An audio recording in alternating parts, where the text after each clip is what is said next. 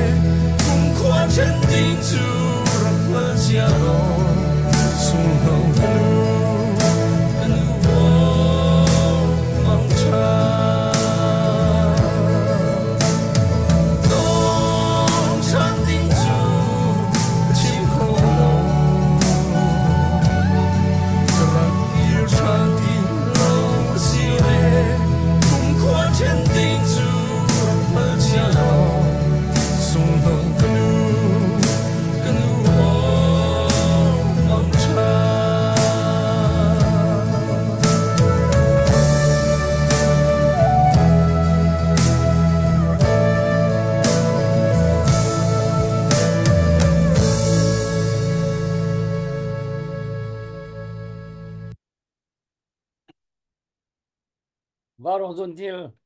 varong do then nak ka na buan tolin tu zan zong long lop teng don than na ara kan do tu ara kan ngai tu kan do then nak tha za pe tu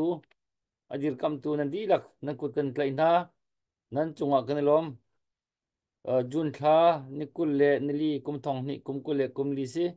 tu zan chan tiang kan phak ko mi pathen thong si pathen san lom na bia kan chema sa i tu zan kan program hi tu lewa kan au pi chua ma mi ho po ni zan mang tiang kan mang phani kan ru pi nga cha mi i kan do thlan nak alin sa tak tak mi kan mi phun kal laka malama kal lak song se se chun kan mi phun kan in pa ching chang kal laka tu ban tukin do thlan nakin athat nak lai chelo gin athat rom na lai ge overtime ban tukin tu hi pha jang ban chua kha ban hau mi khi asi ho po kan fiang di ko chu chu hi kong ka hi kan chim ri lai kan ri ri lai kan au pi ri lai zan chan ka hen ma tu pi support team in kan hoi den ha na kan thut pi kho kan lom special da un ka hen Reverend Dr. Razamang Molchin ani hi kan do thlan na cha anh ấy chia cho và in luôn là thiên long in long phạc tắc tắc lệ thiên long đi lắc tắc tắc cần cho là sao mi se giờ nó mình cần chụp pi khoi cần chung cái này lom cho chun CD CDFC in lấy dòng khăn slide Dicky LB em cần chụp pi kho cho cái này lom tục cho chun Senior Council Vice Chairman One selain menu zong ni kan trut pi khoi an chunga kan lom to kan thani zan kan program zong hi sung loi man nei nga in man kho kan zom na lai me pi kan zom mi zong ni khan share pia kho kan lai ka share pia kho kan zomo to chon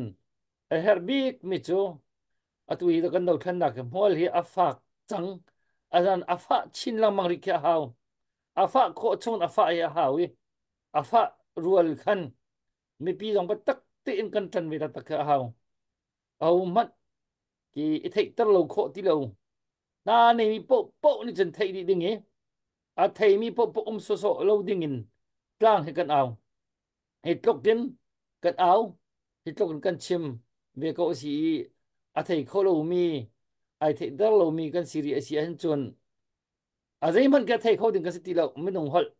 มันองเบียเจมันก็เทคโคดิ้งคือกันสิที่เราเบียเคสจังกงฮาเลยเจที่ดอกทาที่เรามีกันสิจังกงฮาจะจน hi kan tlang au nak kan chim kan riel mi kong thei mi po ni chon batak tin ma le si kho ning zon cheu khan thalang cho kho kha la ka zom cheu nau si tu tiang zal khat rang lo deuh tlang kan man au changi kan tlang am nak chunga zan chiar te phet lo te tangka tho mi jong khanan chu chon avani no len mi khanan tam pi ai no mi ko khanan tam khun chang chu cha chun nan chong khan kan lom to ke vani no ri ko no la phu je te ka kan lai ti lai chu cha chun a thau ri lo mi na la bang tu ban tho rem chang nau si pasal min vani chali atu ba tu chan chun man chol chiao ni kut mui ne nang ke ne lang tar chiao kha hawi chu tu lo kan chan ni aman kan chip mi cho ma mi si chang le sia chun kan kham thong da ka kan pa doctor reverend doctor zamang ka van som lai dok ram tok cham pia nang ama ka van som sat lai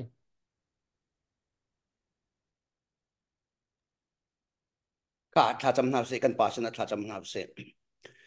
pathian boy pa ni hin na hen kan ton mi thil vel de hudi tu chu nang man se chin ram chu nang man na kan pek mi walai ase a ho walai man kan ngar na lo na kan pek mi kan walai sung loi tuk le ma pakhat zong alau lai atlau lai kan siang lo chu cha chon nang mani i na thim ve mi Union of Burma chunga na thim ve mi chin mi phun ne na kan pek mi walai te hi azung za len sum kan du ko na hen na kan ton mi thil vel te thai di tu nang ma na se kan ngai kan chia ne phan lo kan thon nak ne phan lo saman se lo nang ma kan nen bo chan ban tu ken Israel na minung cha Israel mi phun cha pathian boy pa alam kip in tainak rak mu ter tu Israel minung ni i ni hin ni tiang tainak an mu nak chu nang ma thong an asi kan ni zong nang ma ni kan dir pi ve ko ti ka kan som kan dau khen nak hi pathian boy pa midang chunga fa nak pek kan du na ronga salo na kan pek mi vlai ya hen zalong teleserem ten kosak kan du ronga se na kan pek mi vlai le nang mani na thiam ve mi chin mi pun kan sining na kuchung kan han chan zalon nak zalen nak tlam tlingin tua ni kan mu kho nganak ding cha ni hin ni kan chol kan chak nak bia te hinang ni kan thai pilo kan dir kam so ko tu zana tlang kan awi pathian boy pa akan zau tu akan ngai tu na fa le vial te ni seher na ke kan mi pun cha kan ram cha dir du nak thinlung an ngai i nang mani tha cho nak na pek min ha chola ba te an rak bur chiong hanak ding re ma hen nang na sen thla kan cham na thim mi chin minung na cha na kan pek mi chin walai cha tai man athu min na nun nak chunga na tha cho van ni zarel chok lawin rong luang ko se tu zan kan au mi hi pumpak kan min than nak cha selo na kan pek mi ram kan sun loi cha se na kan ser mi chin mi phun nang ma na sen na kan lom ti chim kan du cha se tu zan kan program min ko chung kan en chan Jisu krimin tha kan cham kan pathian amen se kan rom to kan san se tu zan hi kan pa le ko chip ning dong kan mi tika khan kan ni ba rong he ta pin ko kan mang tok lo kan ma ha kha than tang hoi te he mang chem do mi kan si tika khan se ma mai le swi ni khanมันก็บ่มปาแล้วก็มันบอมแล้วละฮอสคักกันมันช่องปาแล้วเลยจนมาเทียบกันก็แล้วเฮ้ยบักลงมีสองกันตำปีเวว่าลงกันโจมีตะกาเห็นจนคดีวันนี้โจมีปากกันมันเฮาแล้วเลยจะมาไม่ได้สุขกับมันซ้อมเจอเลยเบียกกูในห้องทางนี้ลากันสักลมหนักมันสาวไงจังเลยนั่นมันทีมของเขาหมดเลยนั่นรอนั่นซาวด์ซิสเต็ม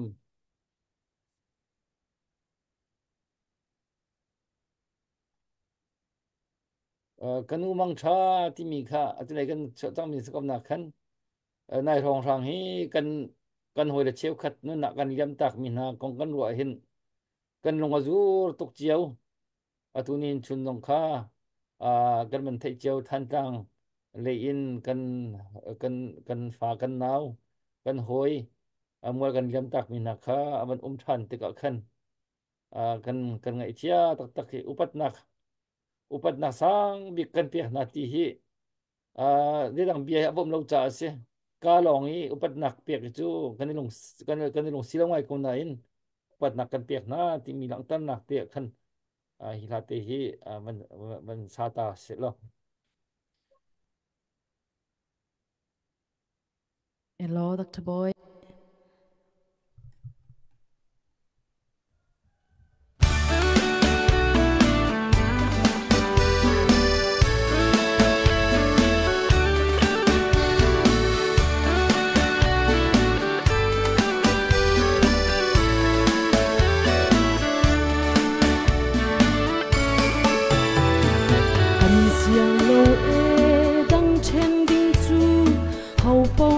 Se ma chung qua in nuam ta kin ne kan du jiao kan se kan nu mi khi he mo na ku sang ne tai ta câu la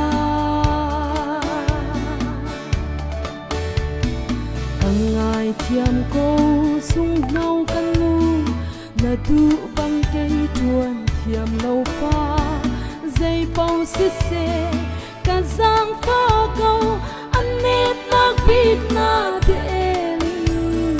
rôn rũa nát he ngày thiam căn ha tôm chan dinh su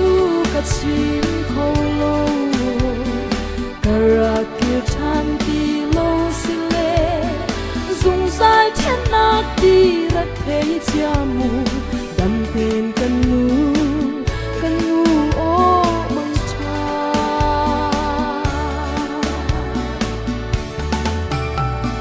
ra sang na chu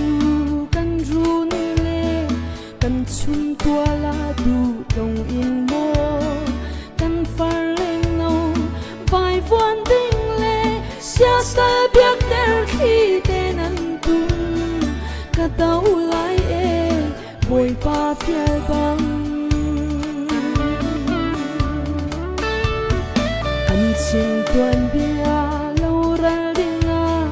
cần xiang lai mong cần chinh mi phun lâu tao đinh chu cả ruột khô lâu dây bao xe cả đoàn vào chu để pha liếng chung khiến ca ngâm lâu tôm chan dinh su cả chim khâu lâu cả ra kia chan đi lâu xin lệ dùng ra thiên nát đi rất thấy chia mù đâm tên cần nu ô mong cha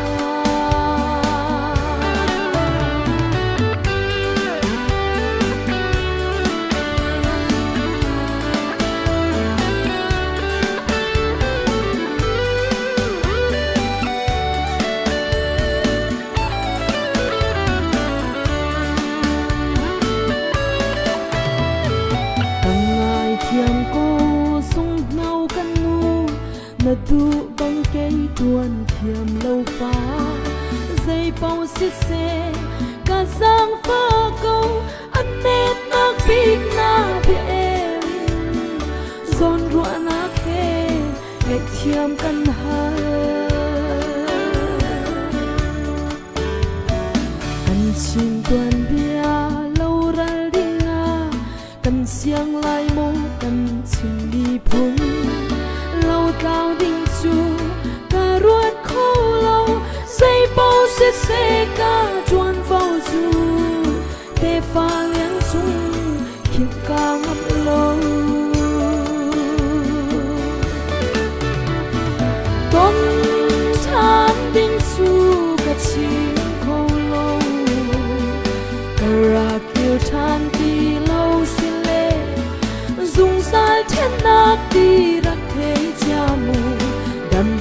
kanu o mang cha dan tin kanu o mang cha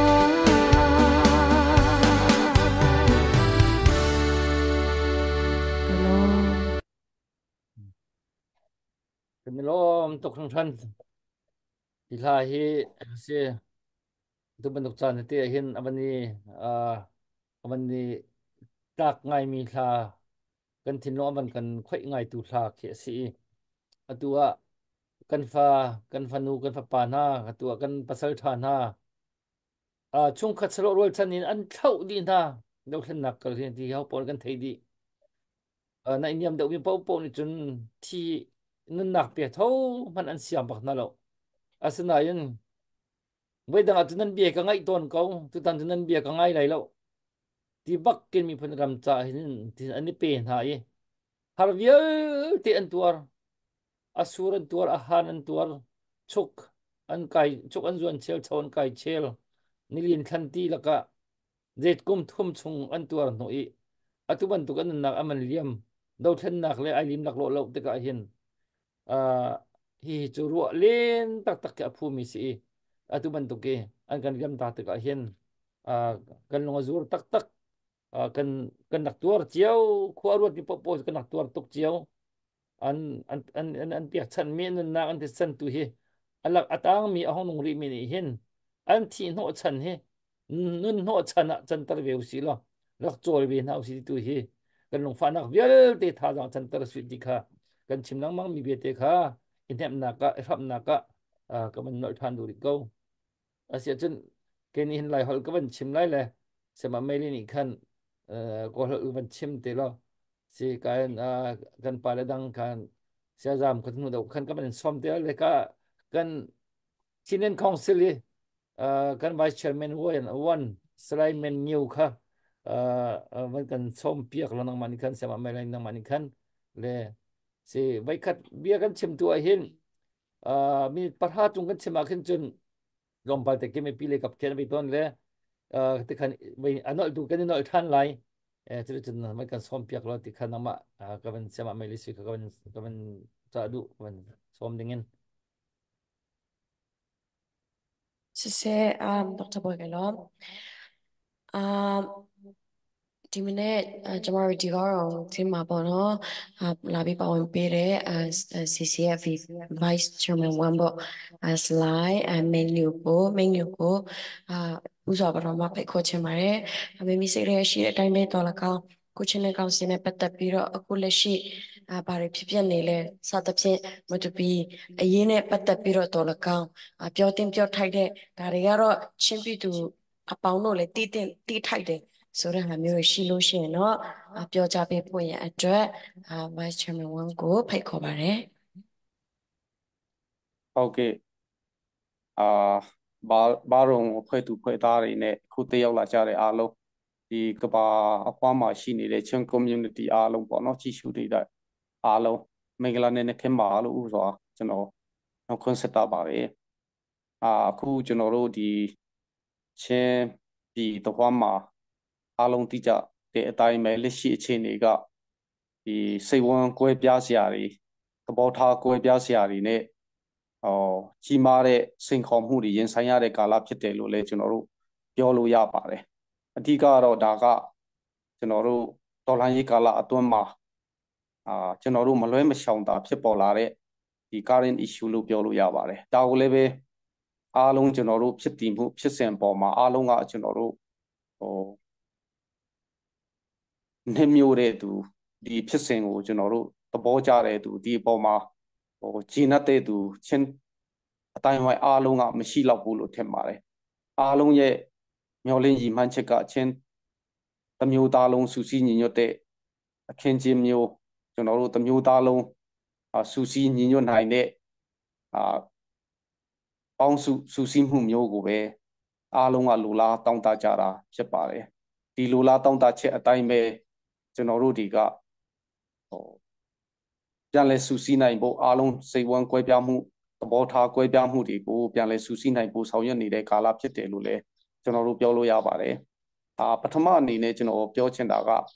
ကျွန်တော်တို့ CC ပေါ်ပေါက်လာရခြင်းရဲ့အဓိကရည်ရွယ်ချက်ကိုပြောချင်ပါတယ်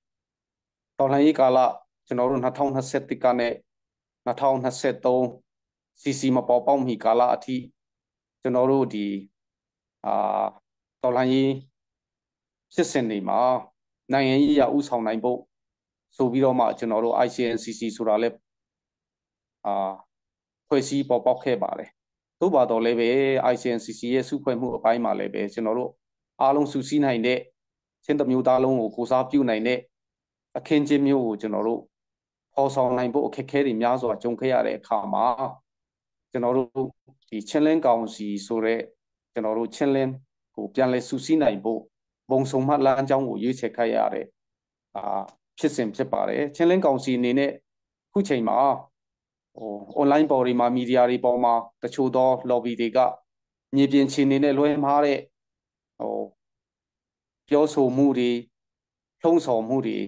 ရှိနေတာလဲကျွန်တော်တို့စိတ်မကောင်းစရာပဲတွေ့ရပါတယ်အဓိကတော့ကျွန်တော်တို့ချင်းလင်းကောင်စီရဲ့အဓိကဖွဲ့စည်းရတဲ့ရည်ရွယ်ချက်ကတော့အားလုံးချင်းတစ်မျိုးသားလုံးရဲ့စုစည်းညီညွတ်နိုင်တဲ့ဘုံဆုံမှတ်လမ်းကြောင်းကိုရှာဖွေခြင်းလို့ပဲကျွန်တော်တို့ပြောချင်ပါတယ်စတင်ကျွန်တော်တို့ဖွဲ့စည်းလာဖို့အတွက်လည်းပဲလွယ်လွယ်ကူကူနဲ့ကျွန်တော်တို့ဖွဲ့စည်းလာခဲ့ကြတာမဟုတ်ပါဘူးဒီ CNF အစုဖွဲ့နဲ့ကျွန်တော်တို့လွှတ်တော်ကိုယ်စားလှယ်များ2020ရွေးကောက်ခံလွှတ်တော်ကိုယ်စားလှယ်များတော်လှန်ရေးမှာအားလုံးပူးပေါင်းပါဝင်တဲ့လွှတ်တော်ကိုယ်စားလှယ်တွေအားလုံးကအချိန်ချင်းတွေ့ဆုံမှုတွေညီနိုင်မှုတွေငင်းခုန်မှုတွေများစွာနဲ့ကျွန်တော်တို့ချင်းလင်းကောင်စီပေါ်ပေါက်ဖို့ကိုကြိုးပမ်းဆောင်ရွက်ခဲ့ကြရတာဖြစ်ပါတယ်ပထမကျွန်တော်တို့ဖွဲ့စည်းလာဖို့အတွက်စာအုပ်ကနဦးအစပြုတဲ့အခါမှာလည်းပဲမြို့နယ်အသီးသီးမှာရှိနေတဲ့ချင်းပြည်နယ်တို့မှာရှိနေတဲ့ကျွန်တော်တို့ရဲ့ဒီရွေးကောက်ခံလွှတ်တော်ကိုယ်စားလှယ်များနောက်မြို့နယ်ဒေသမှာရှိနေတဲ့မြေပြင်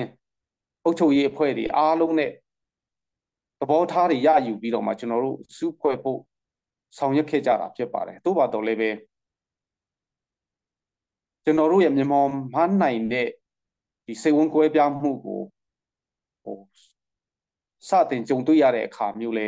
ရှိခဲ့ပါတယ်ဒီဟာလိုလည်းပဲတစ်ဖက်ကအပြစ်ပြောဖို့မဟုတ်ပေမဲ့တစုတစ်ဖွဲ့ပေါ်မှာတော်၎င်းအရင်မှာရှိခဲ့တဲ့ဘာခေါ်မလဲဒီပုဂ္ဂိုလ်ရေးစိတ်ဝင်ကွဲပြားမှုပေါ်တော်ကောင်းအခြေခံပြီးတော့မှဒီမပါဝင်လာနိုင်တဲ့အဖွဲ့အစည်းတွေပေါ်ပေါက်လာခဲ့တဲ့အခြားမှာအခုလိုကွဲပြားမှုတွေဖြစ်ခဲ့တယ်လို့ပဲသုံးသပ်လို့ရပါတယ်ဒီပုံမှာလည်းပဲကျွန်တော်တို့ချင်းလင်းကောင်စီကျွန်တော်တို့ဒီ2023ခုနှစ်ဒီဇင်ဘာလ6ရက်နေ့မှာစတင်ဖွဲ့စည်းခဲ့တဲ့အချိန်ကစပြီးတော့မှမပါဝင်လာနိုင်သေးတဲ့အစုအဖွဲ့တွေအားလုံးကိုလည်းပဲပါဝင်လာနိုင်ဖို့အတွက်ကျွန်တော်တို့ပေါင်းစပ်ညှိနှိုင်းရေးအဖွဲ့တွေကော်မတီတွေဖွဲ့စည်းလူပုဂ္ဂိုလ်တွေရွေးချယ်ပြီးကျွန်တော်တို့ဆောင်ရွက်ခဲ့ကြိုးပမ်းခဲ့ကြတာဖြစ်ပါတယ်သို့ပါတော့လည်းပဲဒီလိုကျွန်တော်တို့ပြန်လည်ပေါင်းစပ်ညှိနှိုင်းပြီးချင်းလင်းကောင်စီမှာချင်းတစ်မျိုးသားလုံးရဲ့ဘုံဆုံမှတ်လမ်းကြောင်းဖြစ်နေကျွန်တော်တို့ဒီမှာအားလုံးစုစည်းနိုင်ဖို့အတွက်ကိုဆောင်ရွက်တဲ့အချိန်မှာတချို့တော့အစုအဖွဲ့တွေပုဂ္ဂိုလ်ရေးဆိုင်ရာပြဿနာတွေတမိုင်းကြောင်းဆိုင်ရာပြဿနာတွေပေါ်မှာအခြေခံပြီးတစ်မျိုးသားလုံးစုဖွဲ့မှုအပေါ်မှာထိခိုက်စေတဲ့အရာတွေဖြစ်လာခဲ့တာလေစိတ်မကောင်းစရာတွေ့ခဲ့ရပါတယ်ဒါတော့ကျွန်တော်တို့ချင်းလင်းကောင်စီရဲ့အဓိကရည်ရွယ်ချက်ကတော့ချင်းလင်းကောင်စီဒီတစုတစ်ဖွဲ့အတွက်ဖွဲ့စည်းတာမဟုတ်ပါဘူးတမျိုးနယ်အတွက်ဖွဲ့စည်းတာမဟုတ်ပါဘူးချင်းတမျိုးသားလုံးအတွက်ချင်းတမျိုးသားလုံးအတွက်ကျွန်တော်တို့ရဲ့နှစ်ပေါင်းများစွာမျှော်လင့်တောက်တခဲ့တဲ့ကိုယ်ပိုင်ပြဋ္ဌာန်းခွင့်ကိုကျမကိုဖန်တီးခွင့်ကိုပုံဖော်နိုင်ဖို့အတွက်ချင်းတမျိုးသားလုံးရဲ့ဘုံဆုံမှလမ်းကြောင်းအဖြစ်နဲ့ဖန်တီးပုံပေါ်ခဲ့တဲ့ချင်းလင်းကောင်စီဖြစ်ပါတယ်အခုချိန်ထိလည်းပဲကျွန်တော်တို့ချင်းလင်းကောင်စီအနေနဲ့မပါဝင်လာနိုင်သေးတဲ့စုဖွဲ့တွေကိုလည်းပဲဘုံဆုံမှလမ်းကြောင်းအနေနဲ့ကျွန်တော်တို့ဒီချင်းလင်းကောင်စီမှာစုဆုံနိုင်ဖို့အားလုံးပါဝင်လာနိုင်ဖို့ပေါင်းဆိုင်ညှိနှိုင်းရေးလုပ်ငန်းတွေကိုတစိုက်မဆောင်ရွက်နေတဲ့ကာလလည်းဖြစ်ပါတယ် ဒီကတော့ချင်းလင်းကောင်စီဟာတစုတစ်ဖွဲ့ရဲ့စုဖွဲ့မှုမဟုတ်ပါဘူးချင်းတစ်မျိုးသားလုံးရဲ့ဆုံမလမ်းကြောင်းနဲ့ကျွန်တော်တို့ရဲ့မျှော်လင့်တောင်းတနေကြတဲ့နှစ်ပေါင်း80ကျော်ကြာမျှော်လင့်တောင်းတတဲ့ကျွန်တော်တို့ရဲ့ဒီကိုယ်ပိုင်ပြဋ္ဌာန်းခွင့်ကျွန်တော်တို့ရဲ့ကိုယ်ပိုင်အုပ်ချုပ်ခွင့်ကိုလက်တွေ့ကြအကောင့်ထဲပေါ်ဆောင်နေတဲ့အဖွဲ့အစည်းဖြစ်တယ်လို့ကျွန်တော်ပြောချင်ပါတယ်ကျွန်တော်တို့ရဲ့နှစ်ပေါင်း80ကျော်ကြာမျှော်လင့်တောင်းတတဲ့ကိုယ်ပိုင်ပြဋ္ဌာန်းခွင့်ကိုယ်ပိုင်အုပ်ချုပ်ခွင့်ကိုကျွန်မကိုဖန်တီးခွင့်ကိုပုံဖော်တဲ့အနေနဲ့ကျွန်တော်တို့ရဲ့တက်တေတာကအဖြစ်ပြသနိုင်တာကတော့ကျွန်တော်တို့2023တော်လှန်ရေးကာလချင်းပြည်ချင်းလင်းရဲ့ဖွဲ့စည်းအုပ်ချုပ်ပုံအခြေခံဥပဒေကိုကျွန်တော်တို့ချင်းပြည်သူတွေချင်းလူမျိုးတွေကိုယ်တိုင်ရေးဆွဲပြီးပြဋ္ဌာန်းပြီးတော့မှဒီအခြေခံဥပဒေတိုင်းကျွန်တော်တို့လိုက်နာပြီးတော့မှရှင်းသုံးလာတာဆိုလို့ရှိရင်အခု6လတာရှိပါပြီဒီအခြေခံဥပဒေပေါ်မှာအခြေခံပြီးတော့မှမိတိအစုအဖွဲ့မိတိမြို့နယ်မိတိဒေသ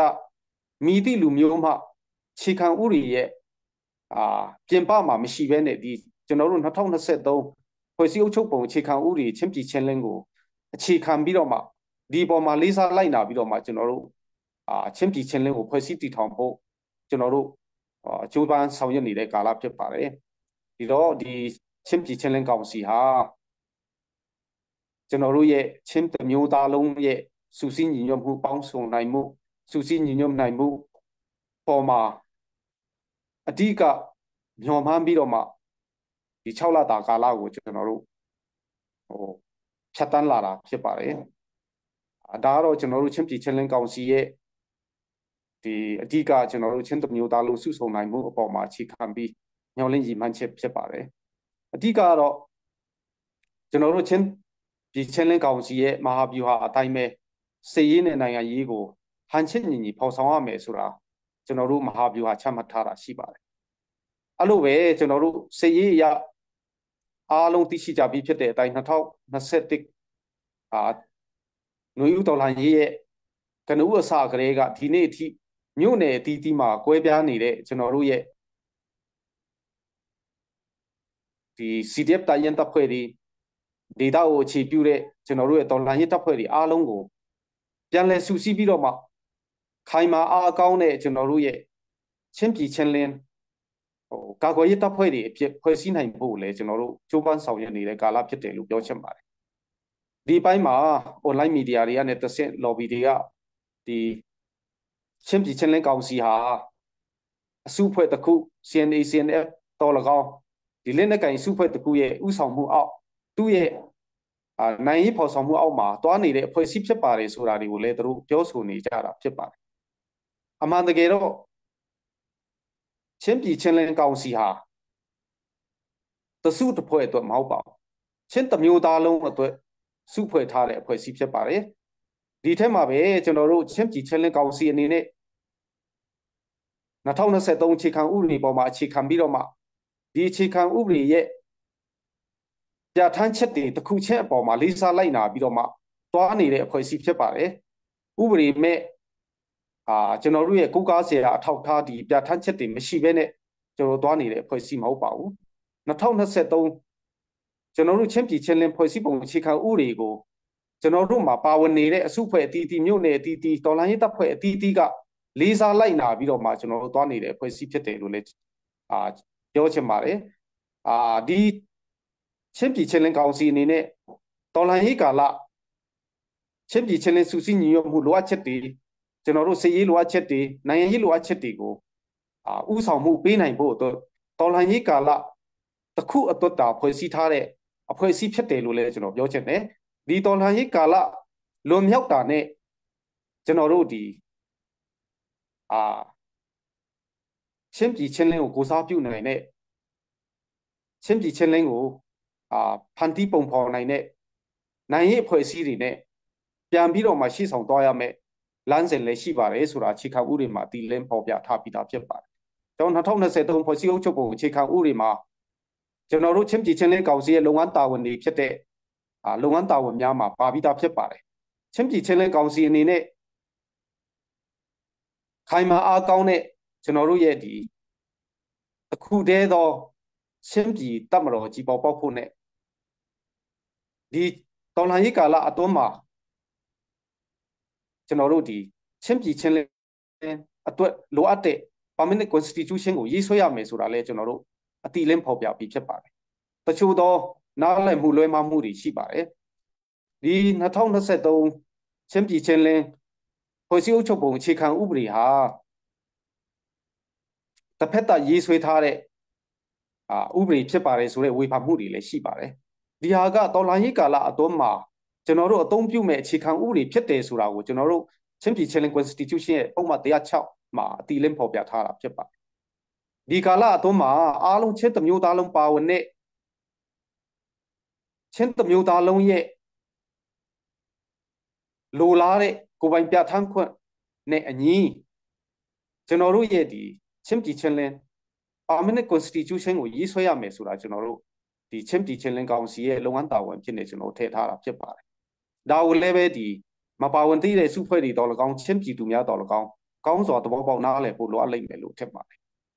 ဆိုတော့အခုဖြစ်နေတဲ့အခင်းချင်းကဥပဒေပေါ်မှာအခြေခံဥပဒေပေါ်မှာအငြင်းပွားမှုလို့ကျွန်တော်တို့မဆိုနိုင်ပါဘူးထုံနည်းသူစွာပဲနိုင်ငံရေးအရာအငြင်းပွားမှုလို့လည်းကျွန်တော်တို့မဆိုနိုင်ပါဘူးအဓိကအခုကျွန်တော်တို့ကွဲပြားနေတဲ့ဖြစ်စဉ်တွေကိုကြည့်မယ်ဆိုလို့ရှိရင်ပုဂ္ဂိုလ်ရေးဆိုင်ရာ emotional ပေါ့နော်ကျွန်တော်တို့ဒီခံစားချက်တွေနဲ့ရခင်ကဖြစ်ခဲ့တဲ့မသိမြတ်မှုတွေပေါ်မှာအခြေခံပြီးဖြစ်ပေါ်လာတဲ့ပြဿနာတွေလို့ကျွန်တော်တို့မြင်ပါတယ်ဒါကိုကျွန်တော်တို့အဖြေရှာနိုင်ပါတယ်ကျွန်တော်တို့သဘောထားကွဲလဲတဲ့အဆင့်ပဲရှိပါသေးတယ်စိတ်ဝင်ကွဲပြားတဲ့အဆင့်မဟုတ်ပါဘူးဒါကိုလည်းပဲချင်းပြည်ချင်းလင်းကောင်စီအနေနဲ့မဖြစ်မနေပြန်လည်နှိမ့်နိုင်ပေါင်းစပ်ပြီးတော့မှကျွန်တော်တို့ချင်းတစ်မျိုးသားလုံးစုစည်းညီညွတ်တဲ့အခင်းကျင်းမျိုးကိုပေါ်ဆောင်ဖို့တာနှိဋ္ဌာန်ချထားတယ်လို့ပေါင်းစပ်နှိမ့်နိုင်ရေးအဖွဲ့တွေကိုလည်းဖွဲ့စည်းပြီးကျွန်တော်တို့ဆောင်ရွက်နေတယ်ဆိုတဲ့အရာကိုလည်းကျွန်တော်ပြောချင်ပါတယ်ဒါကတော့ကျွန်တော်တို့ကောင်စီရဲ့လက်ရှိကျွန်တော်တို့ဒီရွေးချက်နဲ့ကျွန်တော်တို့ဒီဖွဲ့စည်းရတဲ့ဖွဲ့စည်းပေါ်ပေါက်မှုအပိုင်းတွေပြောရခြင်းဖြစ်ပါတယ်ဒုတိယချက်အနေနဲ့ကတော့ကျွန်တော်တို့ကာကွယ်ရေးကဏ္ဍဖြစ်ပါတယ်တော်လှန်ရေးကာလဖြစ်တာနဲ့နီးစုစည်းညီညွတ်တဲ့ကျွန်တော်တို့တပ်ပေါင်းစုကျွန်တော်တို့ရဲ့ချင်းပြည်ချင်းလင်းအာမီပေါ်ပေါက်ဖို့အတွက်ကအရန်အရေးကြီးတဲ့အချိန်ကာလဖြစ်တယ်လို့ကျွန်တော်မြင်ပါတယ်တခြားတိုင်းရင်းသားလူမျိုးနွယ်စုတွေအိမ်နီးချင်းတွေကိုကြည့်မယ်ဆိုလို့ရှိရင်တော့သူတို့တွေကစုစည်းညီညွတ်တဲ့အင်အားစုကိုပေါ်ဆောင်ပြီးတော့မှသူတို့ရဲ့ပြည်နယ်သူတို့ရဲ့လူမျိုးလွတ်မြောက်ဖို့အတွက်စွန်းစွန်းတမန်ဆောင်ရွက်နေကြတာကျွန်တော်တွေ့ရတာဖြစ်ပါတယ်ဒီမှာကျွန်တော်ချင်းပြည်ချင်းလည်းအနေနဲ့လေတော်လှန်ရေးအတွင်းမှာအမျိုးမျိုးကွဲပြားခဲ့ကြပေမဲ့အခုချိန်မှာပြန်လဲစုစည်းညီညွတ်နိုင်ဖို့ကအရန်အရေးကြီးနေတဲ့ကာလဖြစ်တယ်လို့ကျွန်တော်မြင်ပါတယ်ဒီတော့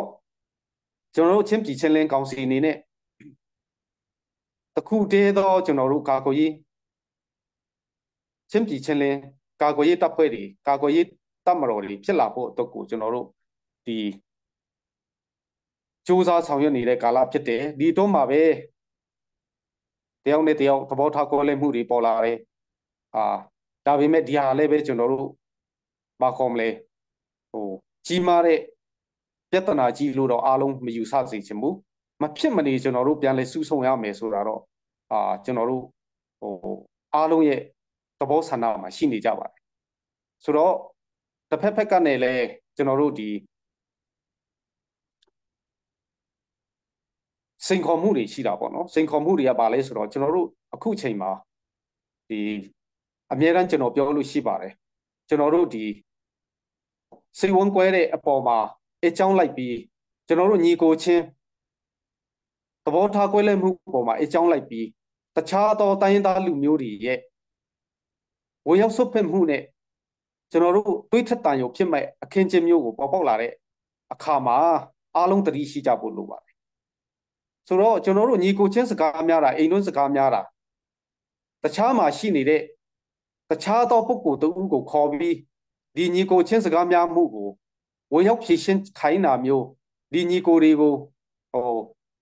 လက်နဲ့တော်လကောင်းတခြားသော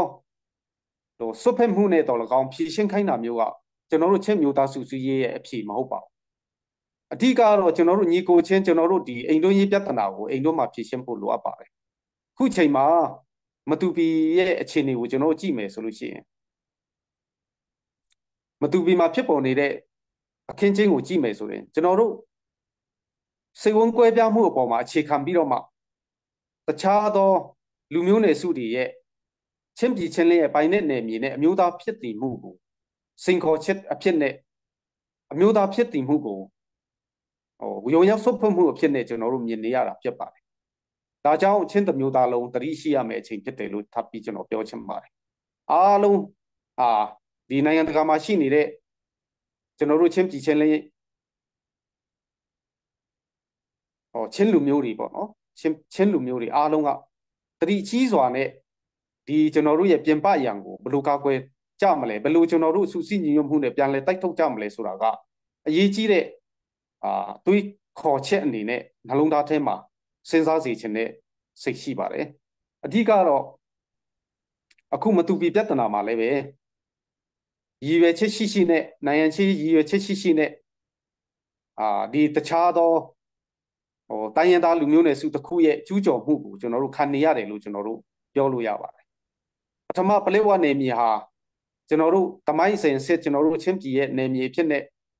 ရှိခဲ့ပေမဲ့ဒီနေ့အချိန်မှာကျွန်တော်တို့ပလက်ဝဟာချင်းပြည်ချင်းလင်းရဲ့ကျွန်တော်တို့ရဲ့ကိုကျမကိုဖန်တီးခွင့်နယ်မြေနယ်နမိတ်ထဲမှာမရှိတော့ဘူးလို့ကျွန်တော်တို့ပြောလို့ရပါတယ်ဒါကိုလည်းပဲကျွန်တော်တို့ကပြန်ပြီးတော့မှပြန်လည်နိုင်ငံရေးရတော့လကောင်စစ်ရေးရတော့လကောင်ပြန်လည်ရယူဖို့လိုအပ်တာဖြစ်ပါတယ်ဒီအချိန်မှာကျွန်တော်တို့ဘာ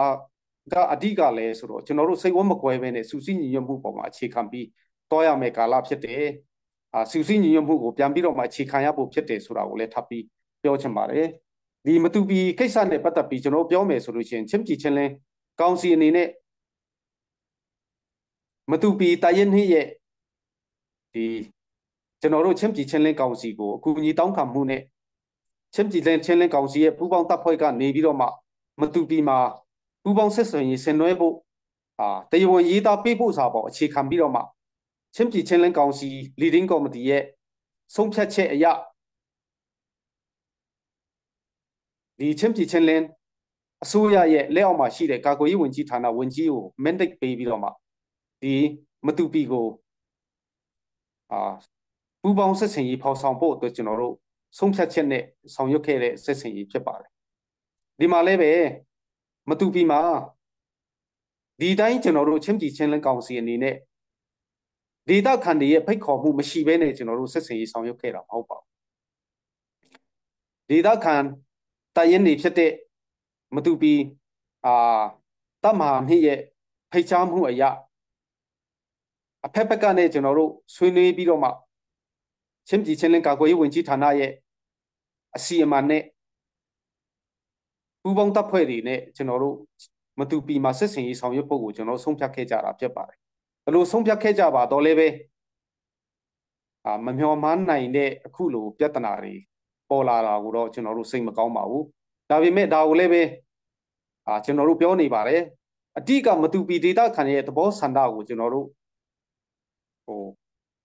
ဆန့်ကျင်ပြီးတော့မှချင်းပြည်ချင်းလင်းကောင်စီအနေနဲ့ဘာမှကျွန်တော်တို့လှုပ်ဆောင်မှာမဟုတ်ပါဘူးအဓိကမတူပီမှာရှိနေတဲ့တိုင်းရင်းတစ်နဲ့တိုင်းရင်းနှင်းရဲ့ပြည်လည်မှုကိုကျွန်တော်လိုလားပါတယ်သူတို့ရဲ့ပေါင်းစပ်နှိမ့်နိုင်မှုတွေဆောင်ရွက်မှုအပေါ်မှာအခြေခံပြီးကျွန်တော်ချင်းပြည်ချင်းလင်းကောင်စီရဲ့ပူးပေါင်းတပ်ဖွဲ့အနေနဲ့လိုက်နာဖို့အစဉ်သင့်ရှိတယ်ဆိုတာလည်းဒီကနေပြောချင်ပါတယ်အဓိကကတော့ကျွန်တော်တို့မတူပီကိုပူးပေါင်းစစ်စင်ရေးသွားတာဟာအချင်းချင်းတိုက်ခိုက်ဖို့ကျွန်တော်တို့သွားတာမဟုတ်ပါဘူးစစ်ကောင်စီရဲ့ဖိနှိပ်မှုစစ်ကောင်စီရဲ့တပ်စခန်းတွေချင်းပြည်ချင်းလင်းမှာမရှိဖို့အတွက်ချင်းပြည်ချင်းလင်းအတွင်းမှာရှိနေတဲ့စစ်ကောင်စီတပ်စခန်းတွေတစ်ခုချင်းကိုကျွန်တော်တို့ဖယ်ရှားနိုင်ဖို့အတွက်သွားတဲ့ပူးပေါင်းစစ်စင်ရေးဖြစ်ပါတယ်သို့ပါတော့လည်းပဲတချို့သောပုဂ္ဂိုလ်ရေးခန်းစားချက်ပေါ်အခြေခံတဲ့အစုအဖွဲ့တွေကကျွန်တော်တို့ဒီချင်းပြည်ပူးပေါင်းတပ်ဖွဲ့အပေါ်မှာဂျန်တဲ့တိုင်းရင်းသားအဖွဲ့အစည်းတွေကိုဖိတ်ခေါ်ပြီးတော့မှဂျန်တဲ့တခြားသောတိုင်းရင်းသားအဖွဲ့အစည်းတွေတခြားသောဒီလက်နက်ကင်အဖွဲ့အစည်းတွေကိုဖိတ်ခေါ်ပြီးတော့မှ အချင်းချင်းတပ်ဖြတ်စီတဲ့ဟာမျိုးတော့ကျွန်တော်လက်ခံနိုင်မှာမဟုတ်ပါဘူးဒါကြောင့်မလို့အခုချိန်မှာကျွန်တော်မတူပီရေးဟာအရန်ကိုမှကျွန်တော်ချင်းပြည်ချင်းလင်းအတွက်စိန်ခေါ်မှုချင်းလူမျိုးတွေအတွက်စိန်ခေါ်မှုတစ်ခုဖြစ်တယ်လို့ကျွန်တော်ပြောချင်ပါတယ်အဓိကတော့ပေါ့နော်အနေနဲ့လဲပဲစဉ်းစားစရာကကျွန်တော်တို့ဒီတိုင်းရင်းသားဖြစ်တည်မှုအပေါ်မှာလေးစားဖို့လိုပါတယ်တိုင်းရင်းသားလူမျိုးနယ်စုတစုချင်းရဲ့ပိုင်တဲ့နယ်မြေတွေဒလီထုံးတန်းတွေလူမျိုးဖြစ်တည်မှုတွေကိုလေးစားတဲ့အနေနဲ့ဒီလိုကန္တာမျိုးမှာကြားဝင်ပြီးတော့မှလက်ရှို့ပြီးတော့မှပို့ပြီးတော့မှတွေးထက်တန်ရုံဖြစ်နိုင်တဲ့အခင်းချင်းမျိုးကိုလုံးဝမပေါ်ဆောင်ဖို့ဒီကနေကျွန်တော်ပြောချင်ပါတယ် ULA အနေနဲ့ကောင်းဆောင်ကောင်းတွေရှိပါတယ်ဒီကောင်းဆောင်တွေအနေနဲ့လည်းပဲကျွန်တော်ဒီကနေပြောချင်တာကတိုင်းရင်းသားလူမျိုးနယ်စုတစ်ခုမှာစိတ်ဝန်းကွဲများမှုတွေပေါ်မှာအခြေခံပြီးတော့မှအခွင့်အရေးယူတာမျိုးနေမြေတွေကိုချက်ထွန်လိုတာမျိုးမလုပ်ပေးဖို့ဒီကနေကျွန်တော်တိုက်တွန်းလို့ပါတယ်ကိုယ်နေမြေကိုယ်ပိုင်နဲ့အတီးတီးရှိကြပါတယ်ရှေးရခင်ကလေးကအားလုံးကျွန်တော်တို့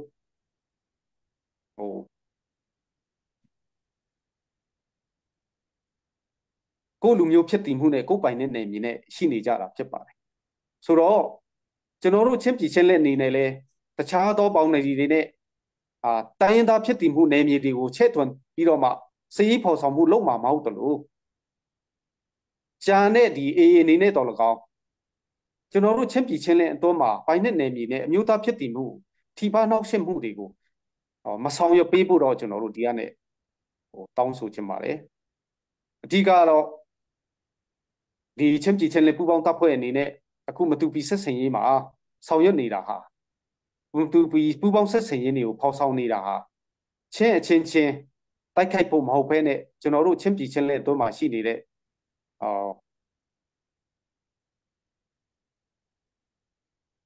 စစ်ကောင်စီကင်းစင်ရေးအကြမ်းဖက်စစ်ကောင်စီတပ်စခန်းတွေတခုမှချင်းပြည်ချင်းလက်အတွင်းကနေမောင်းထုတ်နိုင်ဖို့အတွက်ကိုဆောင်ရွက်နေတာဖြစ်ပါတယ်ဒါတော့အခုလို AA အနေနဲ့ဒီကြားဝင်ပြီးတော့မှညီကိုချင်းစကားများတဲ့စိတ်ဝန်းကွဲတဲ့ကာလမှာကြားဝင်ပြီးခွင့်ရယူတာမျိုးလှုပ်ဆောင်မယ်ဆိုတော့တိုင်းရင်းသားလူမျိုးနယ်စုတစုနဲ့တစုကြားမှာတမိုင်းမှာပြန်ပြီးတော့မှဖြည့်ဖြစ်လို့မရမဲ့တမိုင်းဆိုးကြီးကိုရေးသားတဲ့ဟာမျိုးစစ်ပွဲကြီးကိုဖန်တီးတာမျိုးဖြစ်သွားနိုင်တယ်ဆိုတာကိုတော့ဒီကနေပြောချင်ပါတယ်ဒါကြောင့်AA အနေနဲ့လဲဒီကဏ္ဍမှာပြန်ပြီးစဉ်းစားဖို့လိုအပ်တယ်လို့ဂျာနဲ့ဒီ AA နဲ့ပူးပေါင်းနေတဲ့ကျွန်တော်တို့ရဲ့ဒီအဖွဲ့ချင်းတော်လှန်ရေးအဖွဲ့အစည်းတွေကလည်းပဲဒါကိုလေးလေးနက်နက်စဉ်းစားတွေးခေါ်ကြဖို့လိုအပ်လိမ့်မယ်လို့ကျွန်တော်ထင်ပါတယ်နောက်ဆုံးအနေနဲ့ကျွန်တော်ပြောချင်တာကတော့ဒီဘာလို့မီဒီယာအနေနဲ့ခုလိုမတူပီဆက်ဆင်ရေးကိစ္စရပ်တွေမှာလိုအပ်တဲ့ဗဏ္ဍာရမဝေတို့ရှာဖွေပေးကြရတယ်ဒီလိုရှာဖွေပေးတဲ့အပေါ်မှာလည်းပဲချင်းပြည်ချင်းလင်းကောင်စီအနေနဲ့အထူးပဲကျေးဇူးတင်ရှိပါတယ်ကျွန်တော်တို့အနေနဲ့လည်းဒီမြေပြင်မှာရှိနေတဲ့တိုင်းရင်းတပ်ဖွဲ့အသီးသီးနဲ့ဒီမြို့နယ်ဒေသအခြေပြု leading committee ဝင်တွေအသီးသီးနဲ့ဒီစရေးဖော်ဆောင်မှုအပိုင်းတွေမှာညစ်ချေမပြတ်ပူပေါင်းတိုင်ပင်လက်ဆောင်ရွက်လက်ရှိတဲ့အကြောင်းကိုပြောကြတဲ့ဒီကုတ်ချုပ်ပါတယ်ကျေးဇူးတင်ပါတယ်สิคันลมสมาไม่ลิค่ะมีประคัดจินนั่นมันตัวดับจะป่วยประคัดนั่นมันชาเลนนั่นมันกันชิมข้าวงามอ่ะโอเคค่ะรับนักกันก็ได้หลายซีซีอันตัวนักซีอันตัวชัดนักอัน ambition และอัน aim ของเขาขัดนักอันชิมิเสเจรองอาดาซีที่มีชิลเลนคาวซิลเจ้าจากกันเดียวที่เสียจนชิมิเบลเต้มุ่งขัดเตะอีกอมอินอันหานี่กุมสมสรีชุกันรักหน้าทางจังมีปุ่มปากของคันไลเรนะเสจนกำเนบมาตีอินก็ขัดจะลองตีอินปุ่มปากของคันไลเรนักเลยให้ที่เป็นตุกันงาโคนักดิ่งจ้ากันรักตัวมีซีที่ขัดเตะจนที่เป็นตุกันรักตัวท่านอีกaccount เทกันโพลันกันแต่ละจุดเตะเบ็ดตักติงกันเกิดปีหลังจงจะกันแต่ละจุด parliament อัลลันที่เป็นเจกูจะเลี้ยปอลกันแต่ละจุดเตะMP ปอลเลยดังเช่นไร ปูปอลการลักษณะคันปักขัดเลยปักขัดอีเอ็นนะไอหมูเทียมเราหน้าตักเปียวเขาหน้าตีนกำวันกัลปีเขาไม่อัตลามติงฮิลักษณะคันอัตลดูโลมีสงคัดเมฮิอัตลดูโลมีสงคัดทัดตีนตอนเบรัวเอ็นอันนี้แต่เด็กคนนั้นหาสงครามเอซอมคัสซีติค่ะอันชิมจนติคัดไลโพลีโลบีโพลีหินซีซีฮิจู CNA CNF ตาที่เป็นตุกอินมีปีสินะเทียนรถนะที่เป็นตุกสงคดิกเรามีซี CNA CNF ตาเฮสเซลล์จุดตัวจงMP ปะทั้งปอจงCM ปะทั้งจงเนี่ยชิมเป็นตุกกัน CNA CNF อันตาเซลล์จุดกันจวนหาแล้วอันที่เป็นตุกเขาเสกเอาที่ข้าบังชิลฟิอามีตุกค่ะเสียจนอัตุเป็นตุกอินชุงคาระเริ่มเล่านะชุงคาระอิสิกนะชุงคาระอิมุเทียมเล่านะอาจารย์ติกามาเล็ดชุงคาระอุณาวโจท่าเตินมาอินชุงต้นเบรัวโคสิกาวนาตีอินชามมีพุนดังและชุงคาดังสมเรียงมังเงกันกรลักปักขัดอินชุงคาริอุณาวที่เซนล้วนตรมีกงกาวฮิจูกันเจ้าหลังเขาชิมเราที่แค่เสียจนอตุยจนมุตุปีกันตนจอมามีอตุยกันเปียตนากัน problem strong ซงเฮซาวะจนขัดเลยอันบอกมีฝนนะสมจิที่เขาสิซงอันรักลูกมีและบอกอันเอาอันรักลูกมีซงเฮอดังรัวชันนะอันในรวงอาศัยที่เอฟยังตุกเขาอันหันกันเต็มเปล่าวะจูกับมาชินเลนชินสุงารักมีสนานอตุนหุงชงเห็นini amma ta ti bentukin an ro tika chin chungi lo mi man ke alo chang hi dai thlan ong shim lo chun matupi ra dau kan kalmi si ra kap an kalmi hi amma matupi khut chungi mi matupi lila battalion 2 ni ra sang dau ding SAC ra sang dau ding in tia bom an rakan hale chu cha chun mi pi le khi cả dọn ở mi xem lại phun thật lạc nặng cần cần mi si cầm mã đủ ninh in le cầm mã thật lạc in le cầm mã lung thọ in cần cần mi sa lo at chung mi ne an cần som ronga cần cần mi si ti ka chim du mi se hilak mã le pumpa feeling emotional feeling kan ti mi le sa liu foi na chum chen ha fala me miu do rak chu na khai ti ka din ne se zung rak chu na khai ti ben tu sa liu pu pa chan liu ti an rak kom kholo na hai ti bentuk lak riang mang en hin ni changa emotional in ankal riang mang nge ma le mi phuna kan dau mi chunga hin chon kan chaw thang khau shim lo ti kha awan chim mi ka se ma bia kha to phian na ka ban le kho mi se se lo me kal pe piri ka se kan lom bak na thiam bak se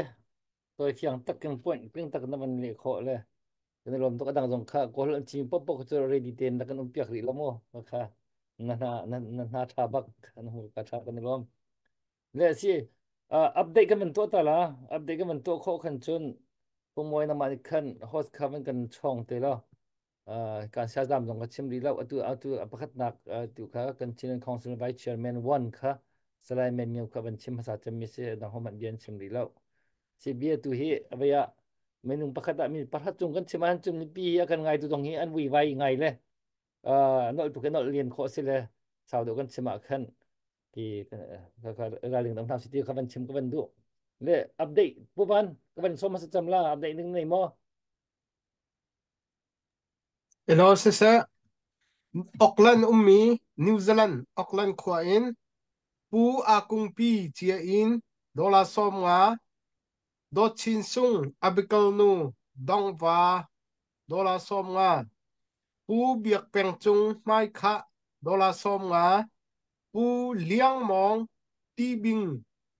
kwami, dola som nga. Ma vial he, New Zealand in CA.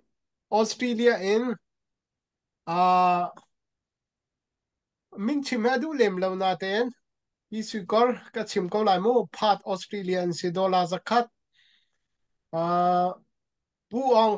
su chang tak matupi dollar som nga pu biju dollar som nga pu ti chung chin khwa pu tin chung chin khwa dollar zakat KL sang vung selen dollar zahi phung loi sang tlang pi dollar zakat chalian hai hri pi dollar somwa puram khar chinza la chung khar dollar zakat purun mong Malaysia vacancy ออสเตรเลียดอลลาร์สักขัดปูรุนหงอควาเจ้าขวามาเลเซียอินเซนอร์เวย์อิน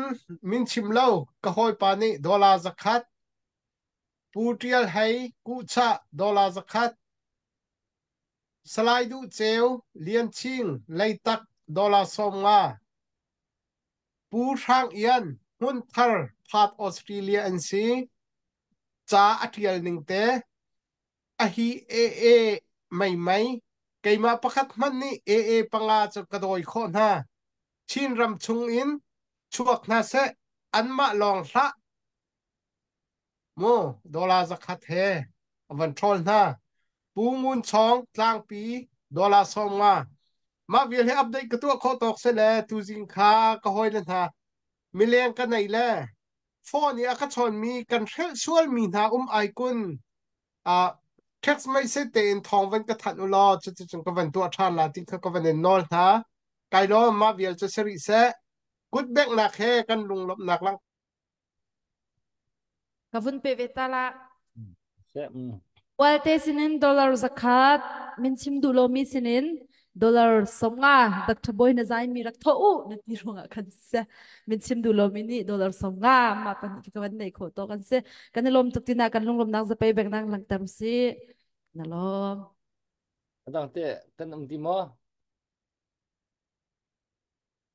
lo si de Kay ma pakate kanay zahan zani kawan tua man lo mi tua kho lo mi pi khuang thuai dola somnga pai ban bang piak se kani lo tuk kani da lai tu zan hi van tang de we chang lo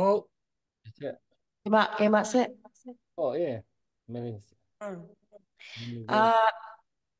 Thang tak kan kun nan beng la. Ngaleng lang tak mi bakat lay makaulay ummi ang hakatan lang kad ukan namin nung pakul pakat fad in kan lung afak tuk sing shan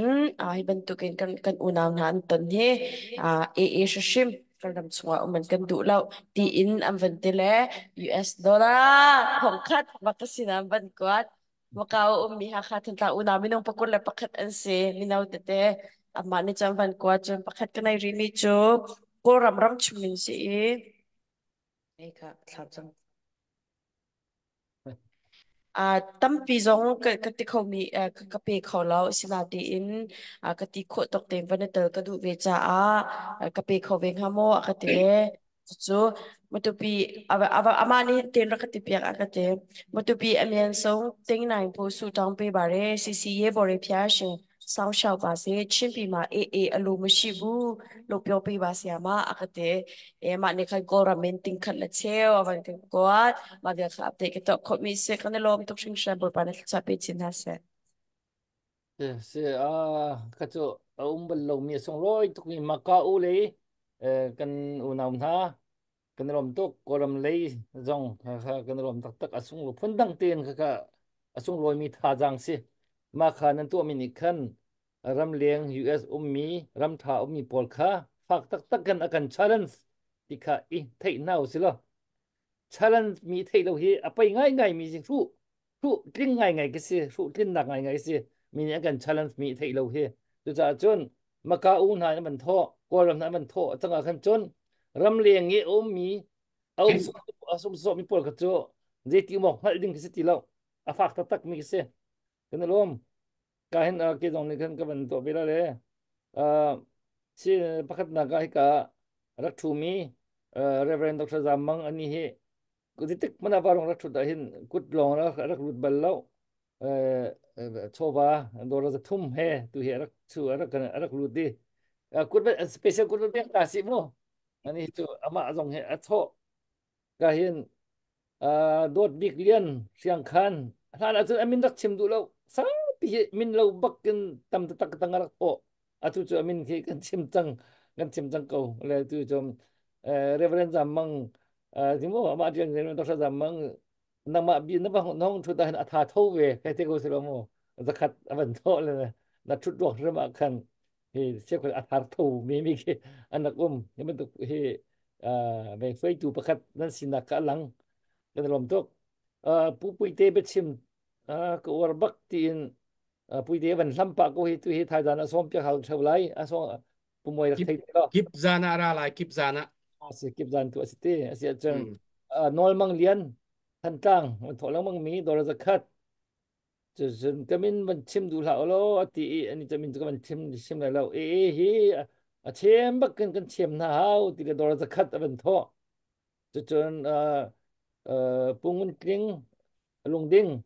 โดนจะคัดจนเรเวรนพุ่นเจงกลางปีโดนสมงามันขดามันท้อเอ่อ ปูเลียนทูกลางขวาโดลจะทุ่มกันลมตักชันบอยโดลจะคัดอย่าบันทอละมังมินสจังเนียงกงลำตุกโดลสมงา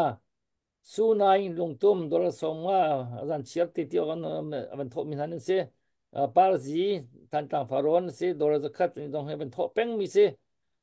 พุนสังโดลสมงานี่โอยสังโดลสมงาเบียกจีวันจังDia sekan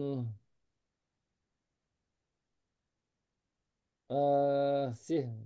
ดอลลาร์จันนี่ dolar ni biak zi ban kang dolar ni tha boy dolar zakat par wang kang te dolar zakat thi thang phaneng khwa dolar zakat ni bung tua chung mang pa dolar zakat rung kap dolar zakat ngun dot thang family van zang dolar ni van sailo u dolar zakat Jeffrey Mung minung chu kan pal chun pal nga ma haw kan ram chia zai khida kan ti nga ati dolar somnga avan tho peng mi si ran chiar do palung sinin dolar zan ni Robert Mang sin dolar somruk chun pakhat ka kon chim na ram cheu si phi kha ka chim chang dang ma ram cheu si phi ka han ka check na kwat mi kha ka ban zo sal le kha dor da khat ka kan mu kau kan rom tuk te kut ban biang na usi process pu moi nama kut a chan ka ban chan chang le nang man ni ka ban kan thoi chang lo ka reverend zammang dr zammang kha an man request tang mi sile kha sise hika tuzana sisi lain kan chairman wan zong rak thu kho chun season CDF GS zong rak thu kho amur ka kan ngai ban lo mi amur ka tuzana kan ngai lai abapi tak tak kan mi phuning kan tho ma kaw idola thong khat a tho min ha kha grak than chang kha nungak nau te lo te nungak long te simu pa ni te lo kha arak zo tu mi pini nan van thei lai ka dang hun dang au mi nungak te pau zong rak chuak vero ma kaw nungak pol ni ku li tuan chom ten an van tho mi kha nan ma an van in out hon ha bia khasi ti kha phil law lo nungak zong tho nu tung zong tho pa zong tho vero se ti kha tu ta na kan tlang au kan tlang taw se kan ral tai rim ding thoi kho rim ding alam kebin kan tan hau kan tho hau ti kha zan fa ti kan au mi sim tu zana reverend doctor hika zam mang mol chin kan pa pakhat ban tung kan ro mi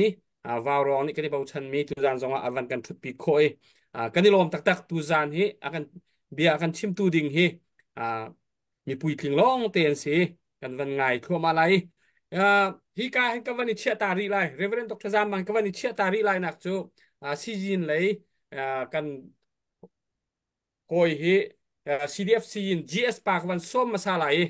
hoi hana te in ani om na hi alai athat lo sola alai that liu te ka van som lai chu kho chon hi ka kan pa simi reverend dr zam mangmol chin tu kan som lai mi pi lai kap ni rak na de ri ko ro je van kan thiamu khalak kara khan update tu ding tam pin ra kan piu asia chon si GS sin CDF sin kan GS Park ha nang ma chan van se lo na phone kha a phei na chia chun angan de un na lang kho lai are ma chun tibia are ma chun okay a poilo tha ko are nak po khan oh tha chin chin Hello. Okay pa. Abe mình là ba lúc nào cũng sẽ ta lưu lại chúng nó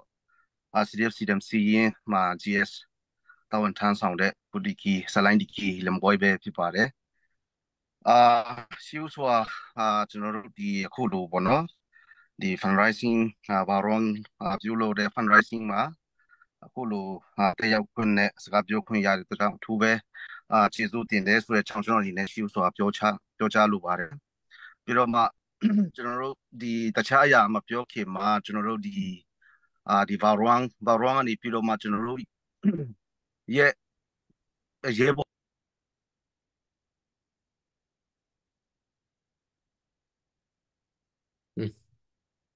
อะไรกันrồi hệอะไรทัดเลี้ยวเทวันอิเซลแล้วอ่ะจนเกะทัดทันก็ไรเหตุ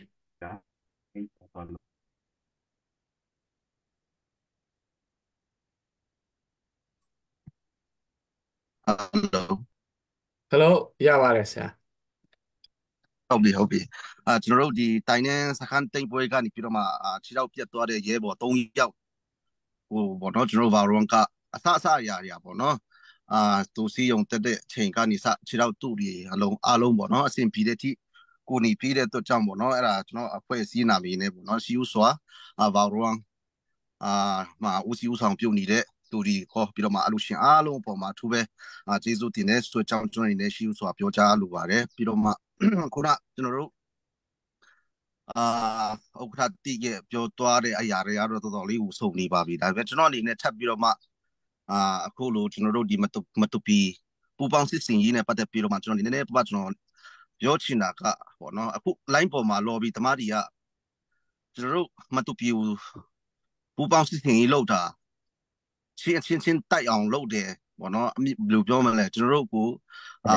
အမျိုးပြောကြတယ်နော်သူတို့နေမီမဟုတ်တဲ့နေရာမှာလာတယ်ဆိုပြီးတော့မှပေါ့နော်ကျွန်တော်တို့မျိုးကျွန်တော်တို့ကကဲရဲ့ပြစ်တင်ဝေဖန်ရှုံချဒါဒီပေါ့နော်ပြီးတော့မှ line ပေါ်ဒီမှာသူတို့ထုတ်ပြန်ချက်တွေမျိုးထုတ်ပြီးတော့မှသူတို့ကကျွန်တော်တို့ကိုပေါ့နော်ဒီချင်းလန်းကောင်စီဝက်ဖြစ်ဖြစ်ပေါ့နော်ကျွန်တော်တို့ဒီချင်းလန်းကောင်စီအောက်မှာရှိတဲ့ကာကွယ်ရေးဝန်ကြီးနဲ့တဲ့ဒီပူပေါင်းစစ်တင်ရေးတွေကိုဦးမဲတာတော့ရှင်တဲ့ဟာကျွန်တော်တို့တွေ့ရတယ်ပေါ့နော်ဆိုတော့တကယ်လို့သူပြောတယ်လို့ကျွန်တော်တို့ကချင်းတမျိုးသားလုံးစီးလုံးဖို့အတွက်မလူလားလို့သူများနေမှာနော်သူများနေရထိုးစစ်ဆင်မယ်ဆိုရင်တော့ဥပမာကျွန်တော်အနေနဲ့အနည်းဆက်ဆုံးဥပမာတစ်ခုပြောလို့ရတယ်ပြီးခဲ့တဲ့ကျွန်တော်တို့လအထဲမှာကျွန်တော်တို့ဒီသွန်းဆောင်နဲ့ဒီခါကိုကျွန်တော်တို့ဒီချင်းလန်းကောင်စီကျွန်တော်တို့ကာကွယ်ဝင်ကြီးဥဆောင်တဲ့ကျွန်တော်ပူပေါင်းစစ်စင်ရေးနဲ့ပေါ့နော်ကျွန်တော်တို့သွန်းဆောင်နဲ့ဒီခါကိုကျွန်တော်တင်ခဲ့တယ်ဆိုတော့ကျွန်တော်အားလုံးသိပြီးသားဖြစ်ပါတယ်ဒါပေမဲ့ကျွန်တော်တို့သွန်းဆောင်နဲ့ဒီခါကိုတင်ဖို့ဆိုတာကကျွန်တော်တို့ရဲ့ဘယ်လိုပြောမလဲ plan A မဟုတ်ဘူးပေါ့နော်ပထမဆုံးကျွန်တော်စဉ်းစားခဲ့တာမဟုတ်ဘူးကျွန်တော်ပထမဆုံးဦးစားပြီးတော့မှကျွန်တော်တို့တိုက်ဖို့အတွက်ပေါ့နော်တိုက်ဖို့အတွက်ဆိုတာကျွန်တော်တို့ဒီချင်းပြည်နယ်ထဲမှာရှိသေးတဲ့အထူးသဖြင့်ပေါ့နော်ကျွန်တော်ဒီမြောက်ပိုင်းဘက်မှာမဟာဗျူဟာကျတဲ့တစ်တိမ်မှာရှိတဲ့စကားစနဲ့ပေါ့နော်ကျွန်တော်တို့ဖလားမြို့မှာရှိတဲ့စကားစကိုတိုက်ဖို့အတွက်ကျွန်တော်တို့ first agenda ပေါ့နော်ကျွန်တော်တို့ဖြစ်ခဲ့တယ်အဲ့လိုကျွန်တော်တို့ဖြစ်ခဲ့တယ်ဆိုတဲ့ဟာကိုကျွန်တော်တို့သူတို့ဘက်ကဒီသူတို့ဟာသူတို့ညီနောင်လို့ပြောတဲ့သူတွေကကြားတော့သူတို့လုံးဝကျွန်တော်တို့ကိုမလာခိုင်းဘူးမင်းတို့မလာနဲ့ငါတို့မြို့ကိုငါတို့ပဲတိုက်မယ်ငါတို့နိုင်တယ်ဆိုတဲ့ဖြစ်ပေါ့နော်မင်းတို့မလို့ချင်ဘူးလာမတိုက်ချမလာနဲ့လာရင်မင်းတို့လာတယ်ဆိုရင်ငါတို့ကမင်းတို့ကိုပြစ်မယ်ဆိုပြီးတော့မှပေါ့နော်ပြောကြတယ်ဖလန်ဖက်ဆိုတော့ကျွန်တော်တို့ကာကွယ်ရေးဝန်ကြီးပူထောင်းစလင်ကိုတိုင်ကပေါ့နော်အချိန်ညှိတယ်လုံးဝမရဘူးတိတိကိုလည်းကျွန်တော်တို့ပူ VCS ကညှိတယ်အတကုံညှိတယ်လုံးဝသူတို့ဖက်ကလက်မခံဘူးပေါ့နော်မလာကြနဲ့ငါတို့တိုက်နိုင်တယ်ဆိုပြီးတော့မှသူတို့ကပြောတဲ့ခါကျတော့ကျွန်တော်တို့ကပေါ့နော်အဓိကကျွန်တော်ပြောချင်တာအဲ့ဒါနော်ငါတို့ကရှင်းလင်းကောင်စီနော်ကာကွယ်ရေးဝန်ကြီးအောက်ကနေငါတို့ကတိုက်တယ်လို့ငါတို့လုံးလို့ရတယ်ဒါချင်းပြည်နယ်ပဲဆိုပြီးတော့မှသွားရင်တော့ချိန်ကလေးကကျွန်တော်တို့ဒီချင်းပြည်နယ်မှာကပေါ့နော်ဒီမြို့ကဖလားမြို့ကသွားရင်ကျွန်တော်ပြိပခါဒီတကယ်လို့အခုသူတို့ပြောတဲ့ဒီမတူပီမှာပေါ့နော်သူတို့ပြောတဲ့အချင်းကိုပြစ်အောင်လုပ်တယ်ဆိုတဲ့ဟာမျိုးကျွန်တော်တို့လူချင်းခဲ့ရင်အဲ့ဒီကျွန်တော်တို့သုံးစားနဲ့ဒီခါကိုမသွားဘဲနဲ့ကျွန်တော်တို့ကတိတိနဲ့ဖလားကိုအိတ်ကလေးကကျွန်တော်သွားမှာဖြစ်တယ်ဒါပေမဲ့ကျွန်တော်တို့ချင်းလင်းကောင်စီ ပဲဖြစ်ပေါ့နော်ချင်းလင်းကောင်စီအောက်မှာရှိတဲ့ကာကွယ်ရေးဝင်ကြီးအောက်မှာရှိကျွန်တော်တို့ CNA ပါဝင်ကြတဲ့ကျွန်တော်တို့ CDF အဖွဲ့အစည်းအားလုံးကကျွန်တော်တို့ချင်းတမျိုးသားလုံးစီလုံးမှုကိုပဲကျွန်တော်ကဦးစားပေးတယ်ပေါ့နော်ဦးစားပေးတဲ့အတွက်ကြောင့်နော်အဲ့ဒီတင်နဲ့ဖလန်ကိုကျွန်တော်တို့ cancel လုပ်ပြီးတော့မှအဝေးဆုံးပေါ့နော်ကျွန်တော်တို့ဒီတွန်းဆောင်နဲ့ဂျီခါကိုလန်ခီခဲနဲ့အဲ့ဒီနေရာကိုရောက်ဖို့အတွက်တပတ်လောက်ပေါ့နော်တပတ်ကျော်လောက်တွားရတယ်တွန်းဆောင်ကိုရောက်ဖို့အတွက်လန်ခီပဲပေါ့နော်အဲ့လောက်ကျွန်တော်ပြောချင်တာကဒီမတူပီပူပေါင်းစစ်စင်ကြီးမှာတို့အချင်းချင်းဖြစ်တဲ့ဆိုတာဒီတို့ဖက်ကမျိုးပြောလာတဲ့ခါကျတော့တကယ်လို့ကျွန်တော်တို့ချင်းလန်းကောင်စီနဲ့ဒီချင်းလန်းကောင်စီအောက်မှာရှိတဲ့ကာကွယ်ရေးဝင်ကြီးတို့ပေါ့နော်ပြီးတော့ကျွန်တော်တို့ကြံတဲ့ဒီချင်းလန်းကောင်စီအောက်မှာရှိတဲ့ CDF ကြီးကအချင်းချင်းဘယ်ခါဖြစ်ဖို့ကိုငါတို့ကလူလိုက်ဆိုရင်အဲ့ချိန်ကလေးကျွန်တော်တို့ကပေါ့နော်အဝေးကြီးသွားလို့ပဲနဲ့ဒီတိတိနဲ့ဖလန်းကျွန်တော်တို့ကအဲ့ချိန်ကလေးကကျွန်တော်တို့ကဝင်စီးမှာဖြစ်တယ်ဒါပေမဲ့ကျွန်တော်တို့ကလုံးဝအဲ့လိုပရိပခါတွေလုံးဝမလိုချင်တဲ့အတွက်ကြောင့်အဝေးဆုံးမှာရှိတဲ့နေရာမှာပေါ့နော်ကျွန်တော်တို့အဲ့ဒီရှိတဲ့တွန်းဆောင်နဲ့ဂျီခါကိုကျွန်တော်တို့ကသွားတိုက်ပြီးတော့မှကျွန်တော်တို့သိဖျားရဲ့ကျေးဇူးတော်အကြောင်းပေါ့နော်ကျွန်တော်တိုက်ပြီးတော့မှကျွန်တော်သိနိုင်ခဲ့ချင်းဖြစ်တယ်ဆိုတော့ဒီတစ်ခါသူတို့ကဘာပဲပြောကျွန်တော်တို့ကတော့ခုနကတော့ကျွန်တော်တို့အခရတိကလည်းပြောပြီးပြီမတူပီဖက်ကကျွန်တော်တို့ဒီချင်းလန်းကောင်စီအောက်မှာပါဝင်တဲ့တိုင်းဖက်ကနေပြီးတော့ကျွန်တော်တို့ကိုဖိတ်ကြားချင်းအရာပေါ့နော်ကျွန်တော်တို့ကမတူပီမှာရှိတဲ့စကားစားဒီစစ်ကောင်စီကိုကျွန်တော်တို့တိုက်ထုတ်ဖို့သွားတာဖြစ်တယ်ဆိုတော့ဒီချိန်မှာပေါ့နော်ဒီဘာလို့ကျွန်တော်တို့ဗာလဲ fundraising မှာကျွန်တော်တက်ရောက်ကြတဲ့သူတွေကိုပေါ့နော်နားထောင်တဲ့ပြည်သူတွေကိုကျွန်တော်အနေနဲ့ပြောချင်တာကသူတို့ line ပေါ်မှာကျတော့သူတို့ကတားတဲ့အာတန်တယ်လို့ပြောမလားသူတို့ကတားနဲ့ပြောနိုင်တယ်ပေါ့နော် AA ကမဆိုးပါဘူးနော် AA ကမြန်မာနိုင်ငံတနိုင်ငံလုံးမှာစစ်တိုက်နေပါတယ်ကြည့်ပါလားရှမ်းပြည်မှာလည်းစစ်တိုက်တယ်ဆိုတဲ့ဟာဒီပေါ့နော်ပြီးတော့မှအမျိုးမျိုးပေါ့နော်သူတို့ကပြောကြတယ်ဆိုတော့ကျွန်တော်တို့အားလုံးသိထားဖို့ကပေါ့နော်သူတို့ရဲ့ဘယ်လိုပြောမလဲဘာဖြစ်လို့တို့ရှမ်းပြည်ဖက်မှာသူတို့ကစစ်ဘာဖြစ်လို့တိုက်တယ်လဲကျွန်တော်တို့တူပီမှာဘာလို့စစ်လာတိုက်တယ်လဲဘာဖြစ်လို့ပလဲဘာလို့တင်းတယ်လဲကျွန်တော်ကြည့်မယ်သူတို့အာရကန်နိုင်ငံတီထောင်ဖို့အတွက်သူတို့ပေါ့နော်သူတို့နိုင်ငံအတွက်သူတို့ပြည်နယ်အတွက်အကျိုးရှိမဲ့နေရာဒီမှာပဲသူတို့ကစစ်လာတိုက်တာဖြစ်တယ်ဆိုတာကျွန်တော်အားလုံးသိပြီးသားဖြစ်တယ်ပေါ့နော်ပြီးတော့မှကျွန်တော်နောက်ထပ်ပြောမယ်သူတို့အတွက်အကျိုးမရှိတဲ့နေရာမှာသူတို့လာပြီးတော့မှလုံးဝစစ်လာတိုက်မှာမဟုတ်ဘူးအဲ့ဒါကိုကျွန်တော်တို့ကကိုနီနောင်ဒီကနားမလဲပဲနဲ့ဟာသူတို့ကမြန်မာနိုင်ငံတနိုင်ငံလုံးအတွက်သူတို့ကစစ်တိုက်နေတာပါတိုက်ပွဲဝင်နေတာပါပြောတဲ့ဟာလုံးဝမဟုတ်တဲ့အကြောင်းပေါ့နော်သူတို့ပြည်နယ်တစ်ခုတည်းကောင်းစားဖို့အတွက်သူတို့စီးပွားရေးလမ်းကြောင်းနော်ပြီးတော့မှသူတို့ကုန်တယ်ရေးလမ်းကြောင်းတွေပေါ့နော်အဆင်ပြေဖို့အတွက်သူတို့အတွက်အကျိုးရှိတဲ့နေရာအကျိုးရှိမဲ့နေရာတွေကိုသူတို့ကစစ်လာတိုက်တာဖြစ်တယ်အဲ့ဒါကိုကျွန်တော်တို့ဟိုနီနောင်တွေကပေါ့နော်သူတို့ကအတုံးချခံဖြစ်နေတယ်ဆိုတာသူတို့မြန်နားလေသဘောပေါက်ဖို့အမှန်တမ်းအရေးကြီးဆိုတဲ့အကြောင်းကျွန်တော်အနေနဲ့ပြောချင်ပါတယ်သူတို့ဘာဖြစ်အခုလဲကျွန်တော်တို့ကဘောနော်ခုနကတော့ကျွန်တော်တို့ခရတိကလည်းအများကြီးပြောပြီးပြီကျွန်တော်တို့အချင်းချင်းဖြစ်ဖို့ခိုင်ရန်ဖြစ်ဖို့အချင်းချင်းပြစ်ဖို့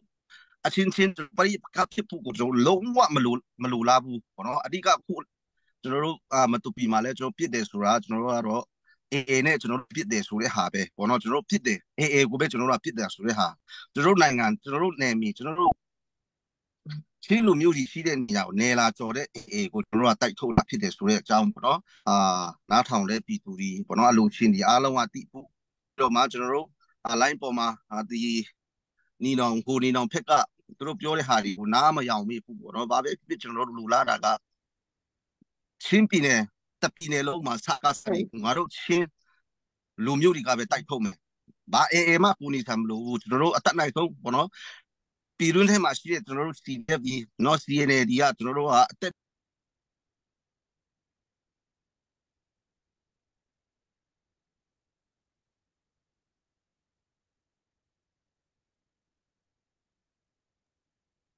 ်အလားတအလိုင်းပါထန်วันไทยเทียมปากูเสียวันไทยทันก็ကြားပြီလား share ရပြီဆရာဟုတ်ပြီဆိုတော့ကျွန်တော်တို့ချင်းပြည်နယ်မှာရှိတဲ့စကားစားတွေကိုကျွန်တော်တို့ချင်းတွေကပဲပေါ့နော်ကျွန်တော်တို့ချင်းလူမျိုးချင်းရဲဘက်တွေကပဲကျွန်တော်တို့တိုက်ထုတ်မယ်ဘာအေးမှကူနေကြမှာဘူးပေါ့နော်ကျွန်တော်တို့ချင်းပြည်နယ်မှာရှိတဲ့ကျွန်တော်တို့ရဲဘော်တွေကနော်ကု กูเต็ดเนี่ยพอเนาะกูขานากูเนี่ยยินไปแล้วมาကျွန်တော်ရဲဘော်တွေကတိုက်ပွဲဝင်မယ်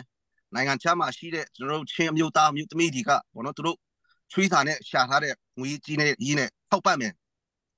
အဲ့လိုတာဆိုရင်ကျွန်တော်တို့ကဘောနော်ဘာအကူတွေမှမလိုဘဲနဲ့ကျွန်တော်တို့ကကျွန်တော်တို့အားလုံးချင်းဒီအားလုံးပူပေါင်းပြီးတော့မှကျွန်တော်တိုက်ရင်နိုင်တယ်ဆိုတဲ့အကြောင်းကျွန်တော်အနေနဲ့အားပေးချင်တယ်ဘောနော်ပြီးတော့မှဘာမှကျွန်တော်တို့ဒီ line ပေါ်ဒီမှာဘောနော် social media ပေါ်မှာသူတို့ပြောတဲ့ဟာတွေကိုလုံးဝနားမယောင်ဘဲနဲ့ဘောနော်ကျွန်တော်တို့ချင်းတမျိုးသားလုံးအကြီးအတွက်အလုပ်လုပ်နေတဲ့ဘောနော်ကျုပ်ချင်းလန်းကောင်စီနဲ့ချင်းလန်းကောင်စီလည်းအောက်မှာရှိတဲ့ကျွန်တော်တို့ချင်းလန်းကာကွယ်ဝင်ကြီးကာစားဘောနော်ကျွန်တော်ချင်းအစိုးရကျွန်တော်လှုပ်ဆောင်တဲ့အရာတွေဟာအမြဲတမ်းဆက်လက်ပြီးတော့မှကျွန်တော်တို့ဘာရောကနေဘောနော်အခုချိန်ကြီးအားပေးတယ်လို့ပဲလာမယ့်အနာဂတ်မှာလည်းဆက်လက်ပြီးတော့မှအားပေးကြပါ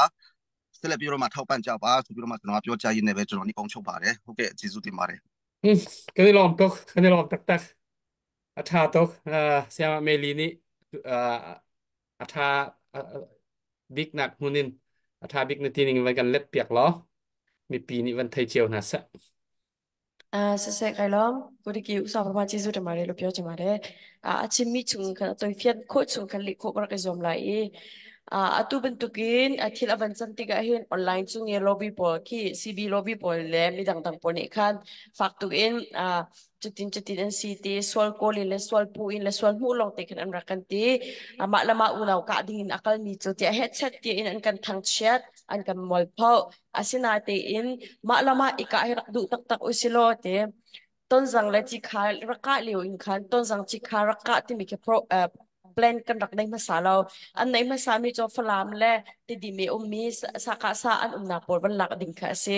e kan rak ti kau na ti in tha te in an ton ha am baro na atui kama e chilen council defense like kan upa pamu thozalian zone khan avaton ne voi tam tuk tha tem bia aro na chupina te dimle in season nga sian ABCS ne tha voi tam tuk te tom bero na an ton ha na te rak chau thang lo namma rak la namma ne kan khwa kan rama raka an hawlo raklak an hawlo kam mate in kan dau kho kam mate in kan ka kho na tim to nak kha an post leng ko ka 90% kam nei chang te ba to an rakti na te in ura naw kar lak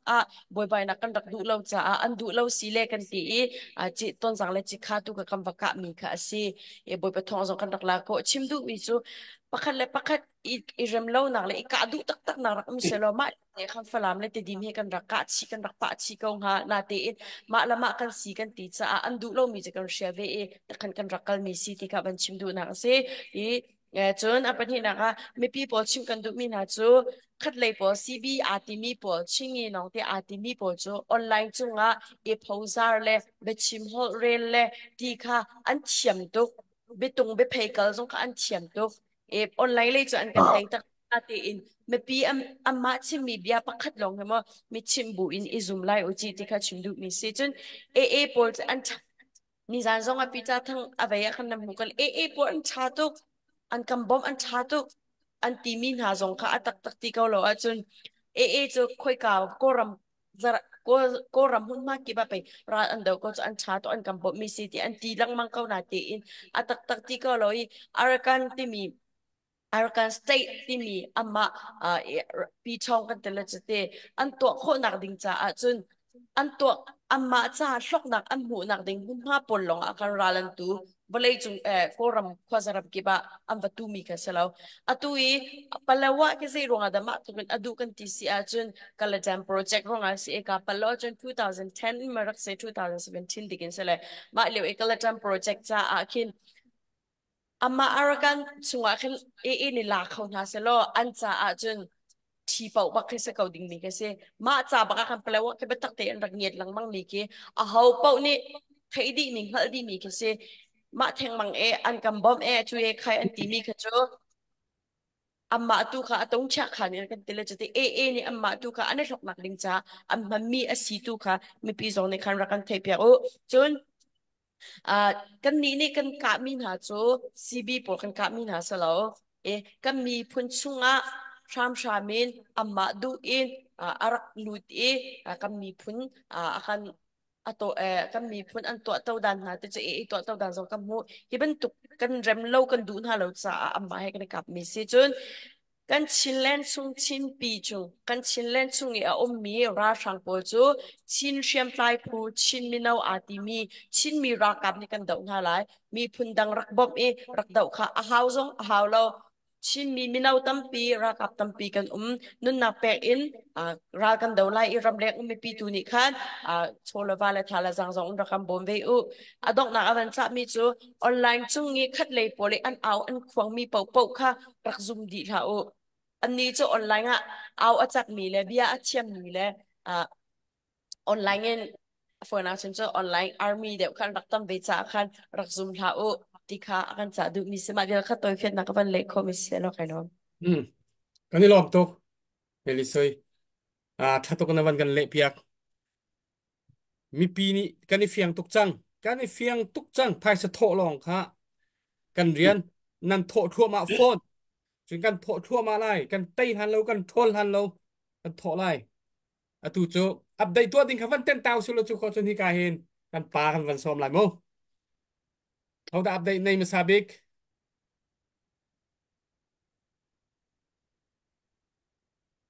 อยากกูในโลกที่Oke mas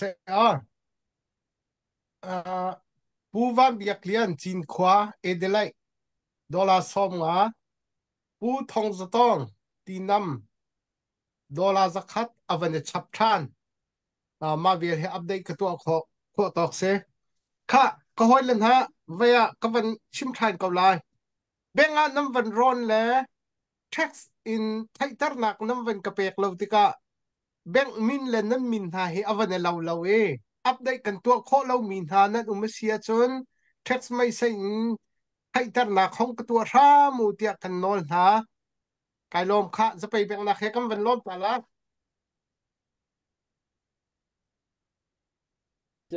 game mà xin ni vẫn chắp mi kha Antonio ranking ran chiar te vẫn thọ mi se ni dong kha dollar som nga biak thang dollar zakat Jeffrey Mung dong hi dan chiar te thọ tu dong kha vậy hinak vậy luti luang ram kan thau chiu lai mi tu chia dậu hi ning za thei hau ati le ka vậy fiang tuk lo se dollar som nga vẫn thọ chan tu na thọ chang ni khar tang ruwa dollar zakat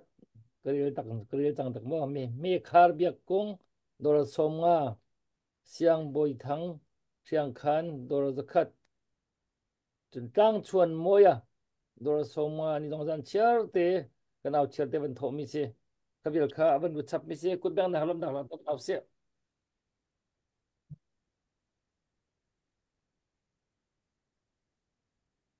ka van nol ta la moวันนี้เนาะ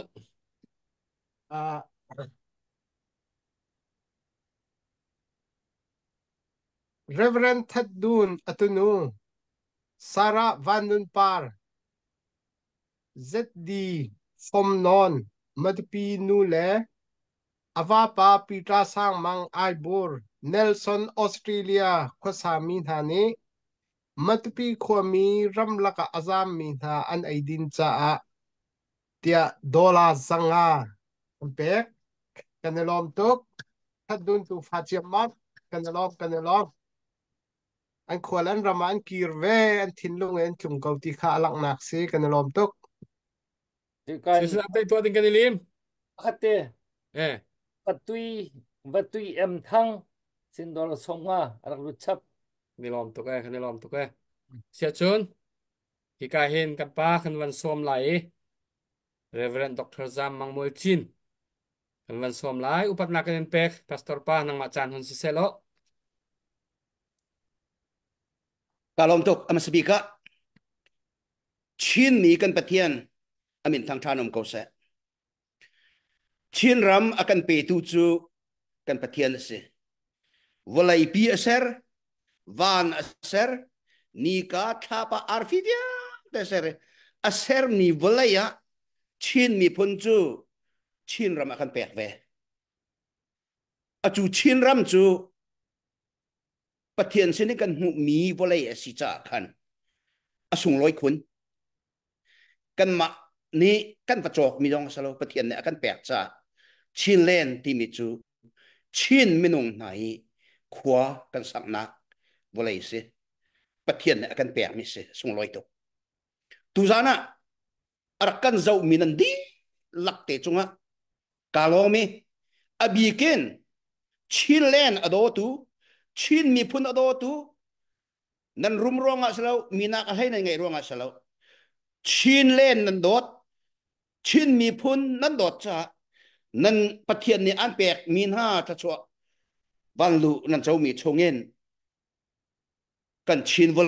ลัยหุ่มหักทางโคนักดึงจ้านั่นมันโทมีฮีอลักษณ์สมมติว่าเราปะเทียนเนี่ยอะไรซาตัวปะเทียนเนี่ยทัชวะอันเป็นชินก้นหาเสตีค่ะทัชวะวันนี้ซานั่นสนักขันบ่อยปะมีเน้นก็เป็นแปลกเป็นฮะไก่ฮีจามังมดจินก็สีดัลลัสฟอร์ตวอร์ธเอเรียก็นักเหอเมริกากับพันทองคัดจักว่าสมกุลกุมเนี่ยออกัสนักกุลเลนเฮียฮิกาคุยกับพันเนี่ยอันนี้นิตยังสกัดจังขวากษากันนุปีเล่กับฟ้าเล่ปฐมเฮขวากันใส่กับฟ้าอุปบิกีซอฟต์แวร์เอนจิเนียร์สิกับฟ้าไล่ไปให้ US Army Sergeant อาศีอตูเฮArmy US Armyจวนลาวิน US Custom Officer US Custom Agent จวนจวบมาอันยังป้าอเมริกากันฟินมีตัวเฮ Engineering Civil Engineering จวงจัวมาเลียวีฮิกาเฮนกันนูฟรัลกันปาฟรัลอะไรป่านี้นุปีอะไรฟันูเตประคัดตูเตประคัดตนูเตประคัดประเทียนลักษณะกันแปลกแหวชินมีกันสีเฮกันอวดไทยปีใจจ้าเตียโจนปะเทียนเนี่ยคิมเวมีกันสีเฮภายสารจอกขมีสลาวปะเทียนที่มีกันสีได้เฮกันมันจุสีตีนกันรัวจ้านี่เห็นจงอ่ะเห็น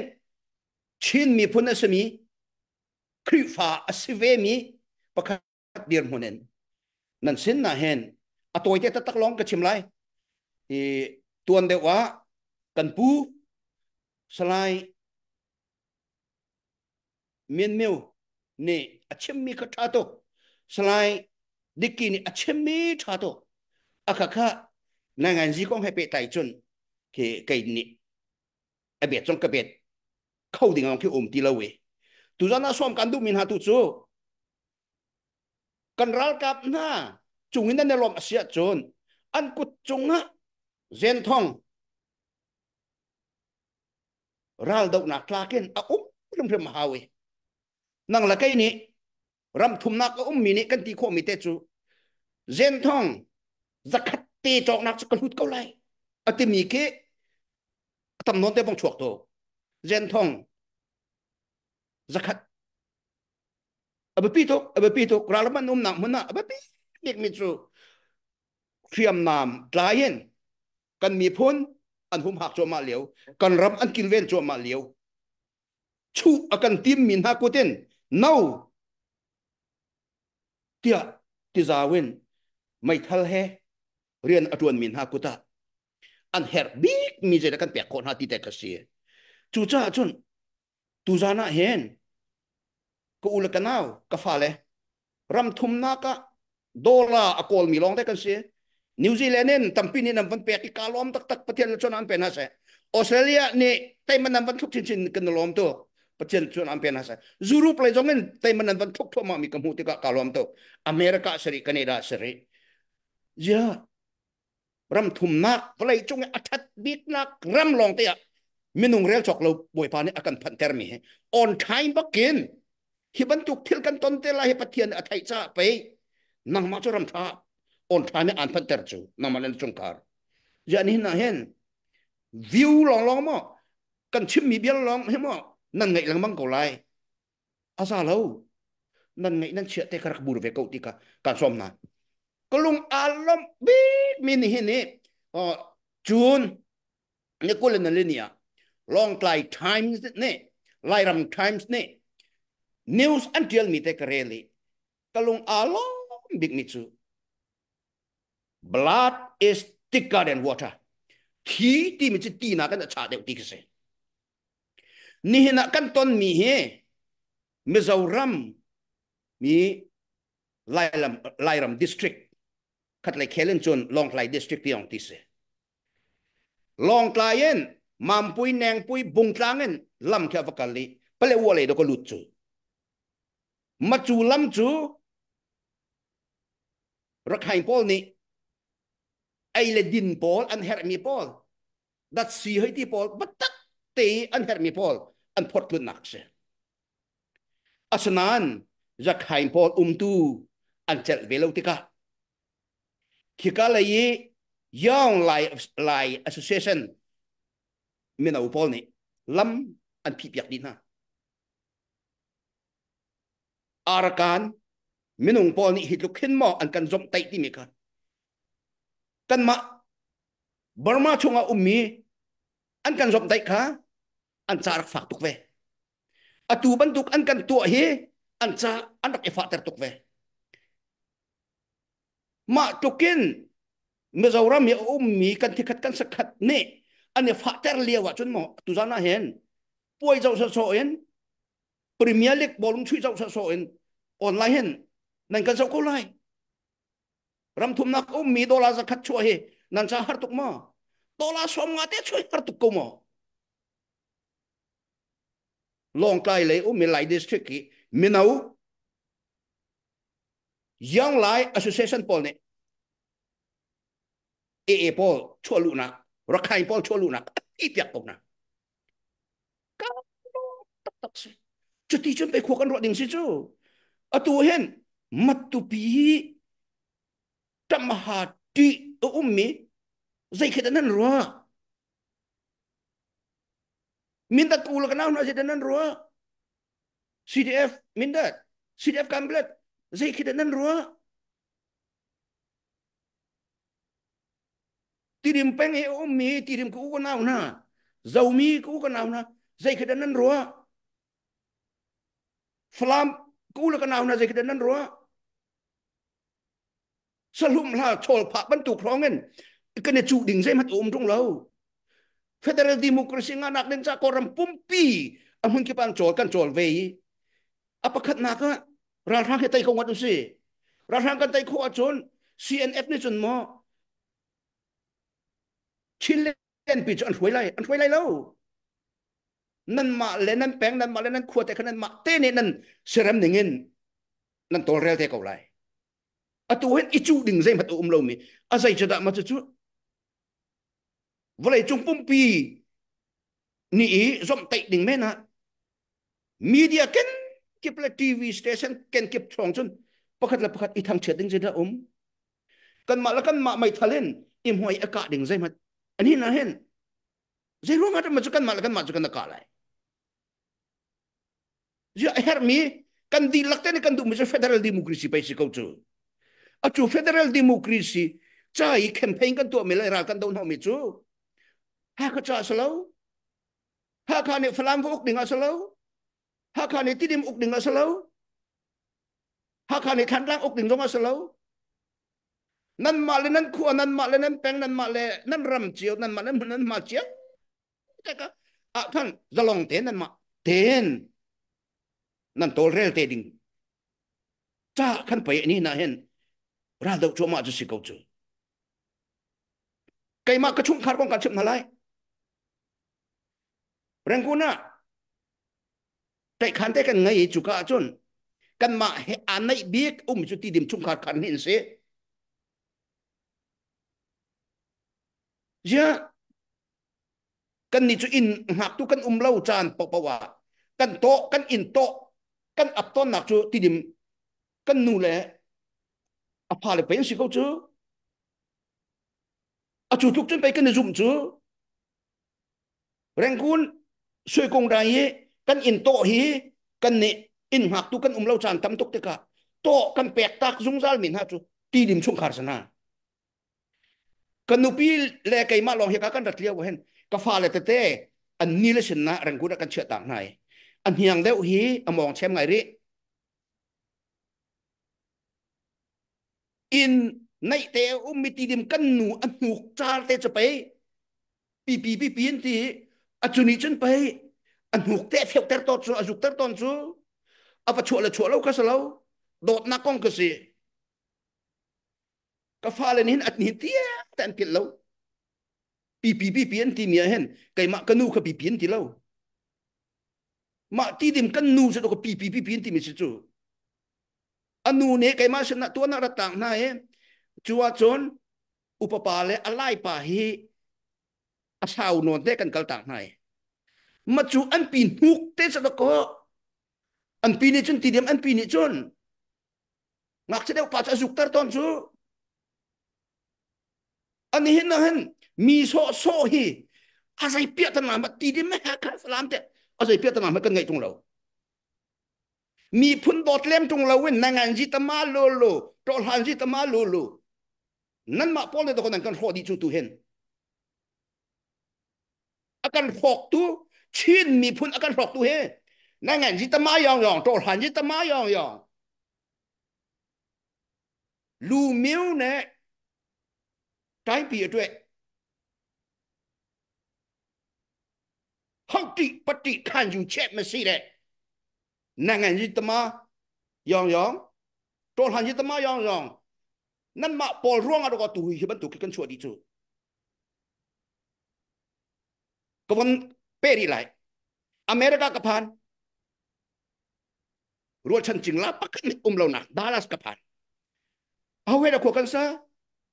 atu mandale pastor tuan mi Reverend James Biaklian zahau ko upa he mun khate kadum akum ko min mun khate ruột kan chuang a vai khat trong bia kan el bal lo a thok thol jong le tik ma da chim bal lo Reverend James Biaklian ne akum ko min mun khate ha khapa le zahau pa khua an sak tia hen asai tim haden isik nak chem la biang kan el bal lo chu ani kha thong kan sin te ya kai mala kan upi sena zahau kan u Reverend Doctor thang hup sang men pa tu ran kuna kau ke kan sin te khua sa ya azahau we alai zawe azang yete hol ngawe ha kha chan tlang ami mi pi kan la ka hi ban tu kro nak pamam tung lo nangan ji tama yong tol han ji tama yong ne do ko tun kan fo di hi akan hok tu hi kan ma mi pi luat nak cha daral ndau tin la ka akan ten di tu do ko nan sinik chang he tu hen shame on you nan ning tal sak lo ma kan ni chu chin mi phun cha kan si ko chu ngan kan ngai lo chin te a pe jung zal tu kan se kan ne ro chan mi jem hatum lo chin won chi ka tuan te lai tong kan ro chan lo kan pek mi chu chin len kan do cha sa ko chin mi phun kan do cha sa ko mi na ken ram ado de ban tu khrongen tuai tu chunan ban si chem ma mi a CDF baro zat nan huai hi chin dai tang ko tang ha ok tu chin dai mu nan mu din hai adok na ka akan ten tu nan chang di he jo nan ning zak lo ma kai kan zau nan kai ma cha ning zak kan ning nan ka za terbak ani hin ni a hen zau tol han ji kan to nan ti makawa sin atuan mi kan fanu le te menung pakul ni kan mi phun an dot lup man dan do lo he kan fanu le te sin rian tuan rong ten mi mit ma jok ten min ha ni phai sa thong khat dola thong khat ti mi kha an ngai tuk cha salo chu an nin zau nai lai mi chin mi nan kan boi ter tuk mi an chel velo rong ro hi an pek mi se chu nan ning zak lo ma hiti ngat vek hen da tol han ji nan to ha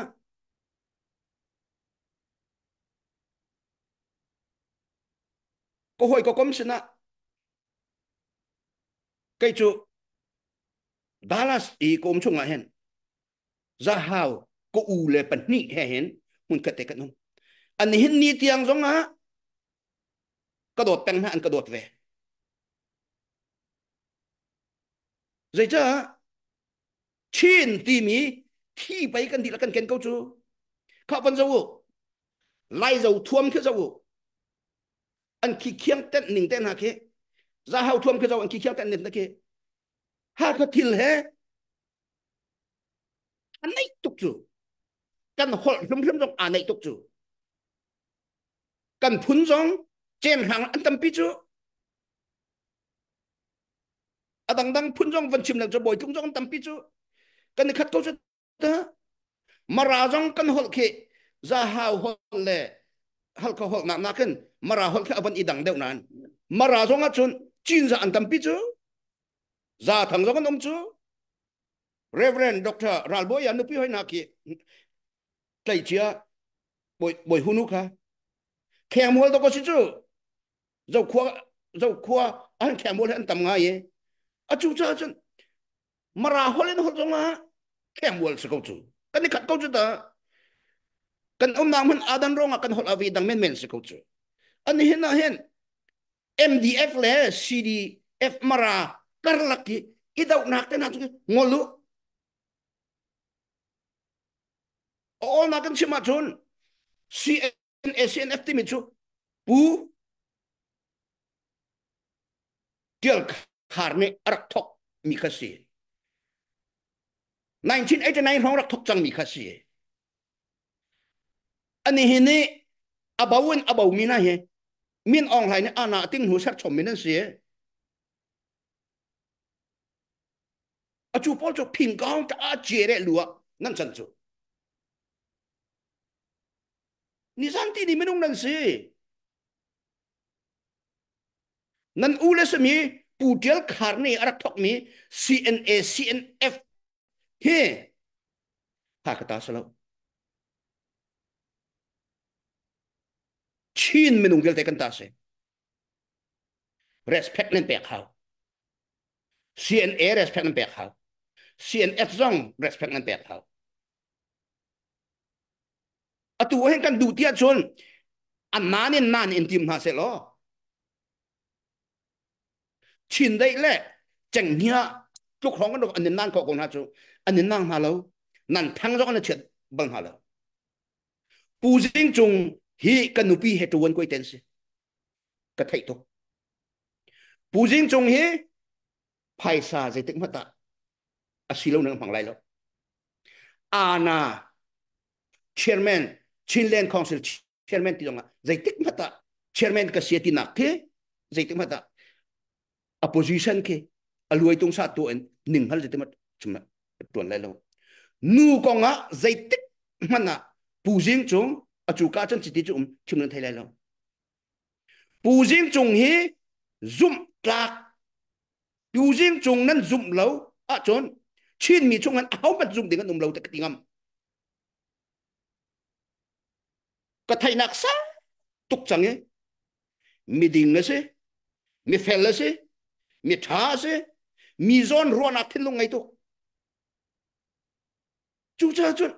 xoay đình lâu mi chung khăn có xoay đình phong khăn có lên bằng chú vậy chúng ta hậu đã linh mi mình cần cắt linh lâu chứ đâu thèn nạc căn tua mi hi chứ muốn cắt tay căn tua mà ta chín mi chú mình cần tầm lâu ấy chin pi cho kan lai kang angan pa ko nan kan ni chumunung kan pan cho atu he ramdang e ra hang ronga asam mi he antam tuk cha atu he 400,000 mat kan tin ti lo mo si cho kan ne fun le man da mi tuk ding salo mi atu ban tu ki pakhat ika na khrong tiang ten ha chwa min da ku ka naw na aza chang ngol lu hi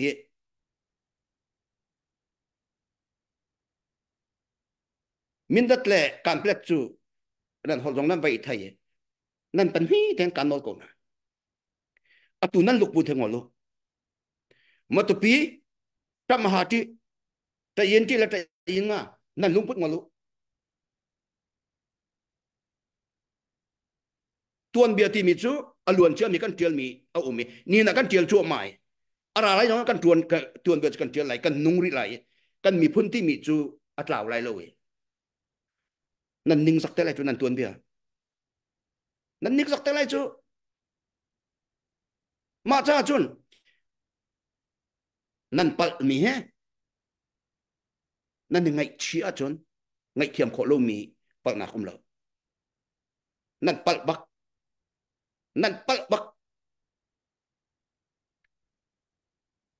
nan tua mi thil ni hin chin len cha zai ngai ngai ma ke that nak cho pi lai lo chin mi phun cha zai ngai ngai ke that nak cho pi lai lo huat nak akat ter lai chu chu nan du mo CNF thang chet nak nan chema chu chim ning nan thai to asiko nan nan maneta zai ngai dan nan tua mi phun cha anh hình như zai ngai dan nan tua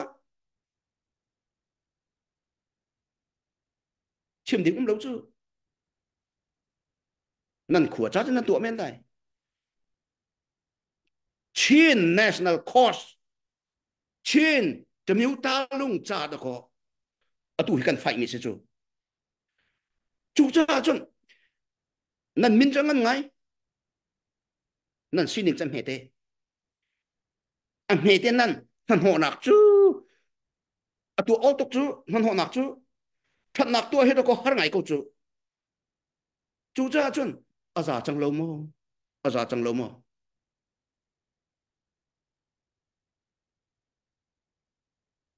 giặc hay chú mò bale uan kan chu pina nan hoi iroi ri na no giặc hay hoi kom tha tuk angai mi ke university ka kai lewin koram ka thun chang jong a hin kan tong lam ko pum pa ken ado mi kan se asanan Chin amiuta yi he apeta ya chon zai ban tu ka koi tha sin jonga khan Chin vole ti mi chu le ma pakhat jong even 1 inch of our soil kan vole le ma pakhat ti mi jong ka pek ning salo la phak ti ka dang ko lai ahara cha phasang ka bom ko lai asanan Chin vole ti mi kha kol ni an hon kan en ni atu ke jai tin da federal democracy kan nga lai kan volai ning ten kan van chau than kho lai ti lewa aleng lai manong chu kan ram chuk chu luter cha haw ha chu cha chun ti sa phau amiu ta ya ti sa phau nan si ka i thayo chun ku la ka naw na ani hin he CBC US a zong ne pastor vel te kan iton naka Chin dau khen nak cha hen kan te ha kha cha ti lo than tlang cha ti slo CBC US a pastor hi zan ni leng kan se kan meeting a Chin dau khen nak ke pek ten kan dir kam lai kan du mi Chin minung mi phun la Chin len i kan ngal han lo fet ten kan dir kam lai te be kam nak kan ser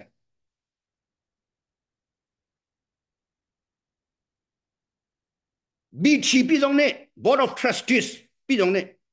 CBC US a chu takte lo member thong som thum le thong ngang mi du kan si chu it's not a small organization ngan pi chu a chu jong ne chun Chin len dau khen nak cha fet ten kan dir lai te be kam nak kan nei be kam nak kan ngai ban tu ken CBC US a chung e mi jong pastor vel te jong challenge than kan du na 10% ti mi kan pek lai ti kan ti lewa kan AA issue lu ti lo chu atu chu AA issue lu chang he 10% man se lo 15% man kan kai hau he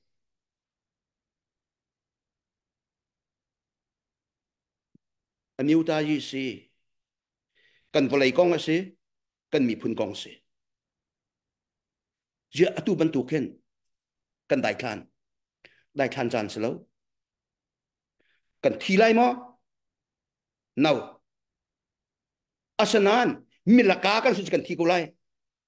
milaka kan se lo wi Chin ne ja khain han hona kan pe ban ha lo atu chu pale wa chu phunen kan umchang cholong asal wa tu matu piram hong lute matu piram an lu he chu kan u kan mau Juda Iskariot thinlung angai mini an som na chapas kawite a phunen kan herna za khain chap tha za khain kong chu zai lu ken nan thai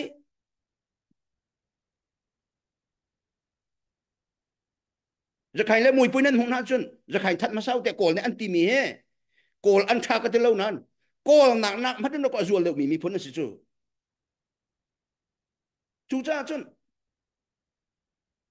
chin mi phun chu kan di lak ngon khri fa kan si chin len ti mi chu biak in ni thum ko se vai lam ta tong mun ke pa phun ko se pura luk lak kol ni a phing le tlang ke pa an kan phun kat mi an phun nak tam tuk chang mu chu mo za khain chu pura hong chu atam chin chu kan tu tan na lai a chu cha chun a tu leo chan he mun khat te kan dir chan se dầu mi ku ko nào na mun ma kan mun ma nan ti mi kan mun ma sa kau zalong te nan ma ni ma kan zo kan te ko lai min dat zong pale wa zong ma tu pi zong nan ma nan mun ma ka serem tan ti te ko lai nan ma ni ku se le nan tha mi ku se le kan hoi tha chiu mi ka chin len government aran tu chen te ko lai ha kha ni bullying kan tu lai ti mi ka phang lao kan ma kan khua chiu le kan peng chiu man dây tiền đã kan sa te lai te tu hen kan thuak fa ngai en khua kan ro sui chuan nak sa lo ngun chuan nak sa lo we a khun ban da jong tax poll collect tu ding long ta pi ngai mi kan sa lo mi he federal democracy kan nga te ka mi ni i pek chom mi phun dang le pek chom mi fanen mo kan sa lai mo kan hoi kan kom kan na mun ni pau he da he te bom kan hal na lai kan he kan sa te lai te khua fak pi kan ruat chiu chu khua fak pi kan ruat chiu ser lại khai ruộng ngã tu à tu hơn gì đó nên chú chẳng hiền ní sa anh chủ ban tu kan phải à tu hen à dây mặt kan của chúng ông bị lâu mi nên chủ chung chủ ninh giặc nên gì cả ar kan giàu tu fel tên ha khi áo ka áo cô lại nan cả bị tắc chặt khăn gì giảm phạt nạc tên tu gian ar kan giàu mi som nga te rak pe mi kan lom zakat ka pe mi kan lom pek lawun chu phrim ulam lai uchi matupi en rakhain pol an in kan tinter khon ha han pau pau hi kan aw lai tai man kan thu bang lai vai khat pek lo kha za lo zakat som nga zakat te zakat a hen chun rak lon chiu do ma ko kan ra kap na kuta diện là cuốn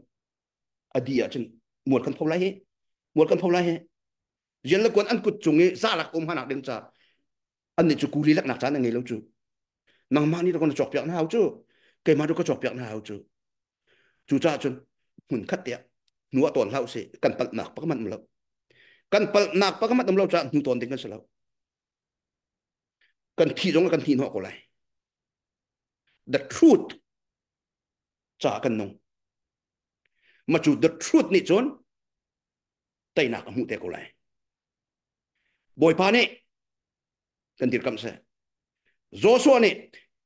midang velte ne tivrali kan pathian kam nan biak ko lai Egypt rami Egypt minung nan an biak mi pathian nan biak lai asilo la tu kan panak amon mi phun ni an biak mi pathian nan biak lai atu han chelen kan to pen ha zakhain pathian mon nan biak lai zakhain pathian mon nan biak lai Giêsu Christ nan biak lai cây là cái chung khá này chốn bồi barian lòng căn tuần cầu lại tì khá cây là cái chung khá này chốn chín khắp các nạc căn chia cầu lại mi đằng cái bầu chân lại rồi chín cụ cái nào na chín mi phun ở đâu mi na căn bầu chân na cái bầu chân veo hun khát tết diệt cầu sẽ cả lomอันนี้ลมตกtu zan na bet chim mi chu kan pa pakhat dir munin na thil sining fiang pupin na van kan chemi kan lom tak tak minau velte kan thazang athare na huntlung lai zan khata thong thra hu peng si tang tum hla si ti kha kan tlang tar se e tu zan hi kan update ka ngai ti ka kan thazang adar de khomen asinain zan khata thong kul kan hu chan jong thong lei sri kan hu chan jong thong lei nga kan hu chan jong e tu zan hi thong thra kan hu lo su la si sia chun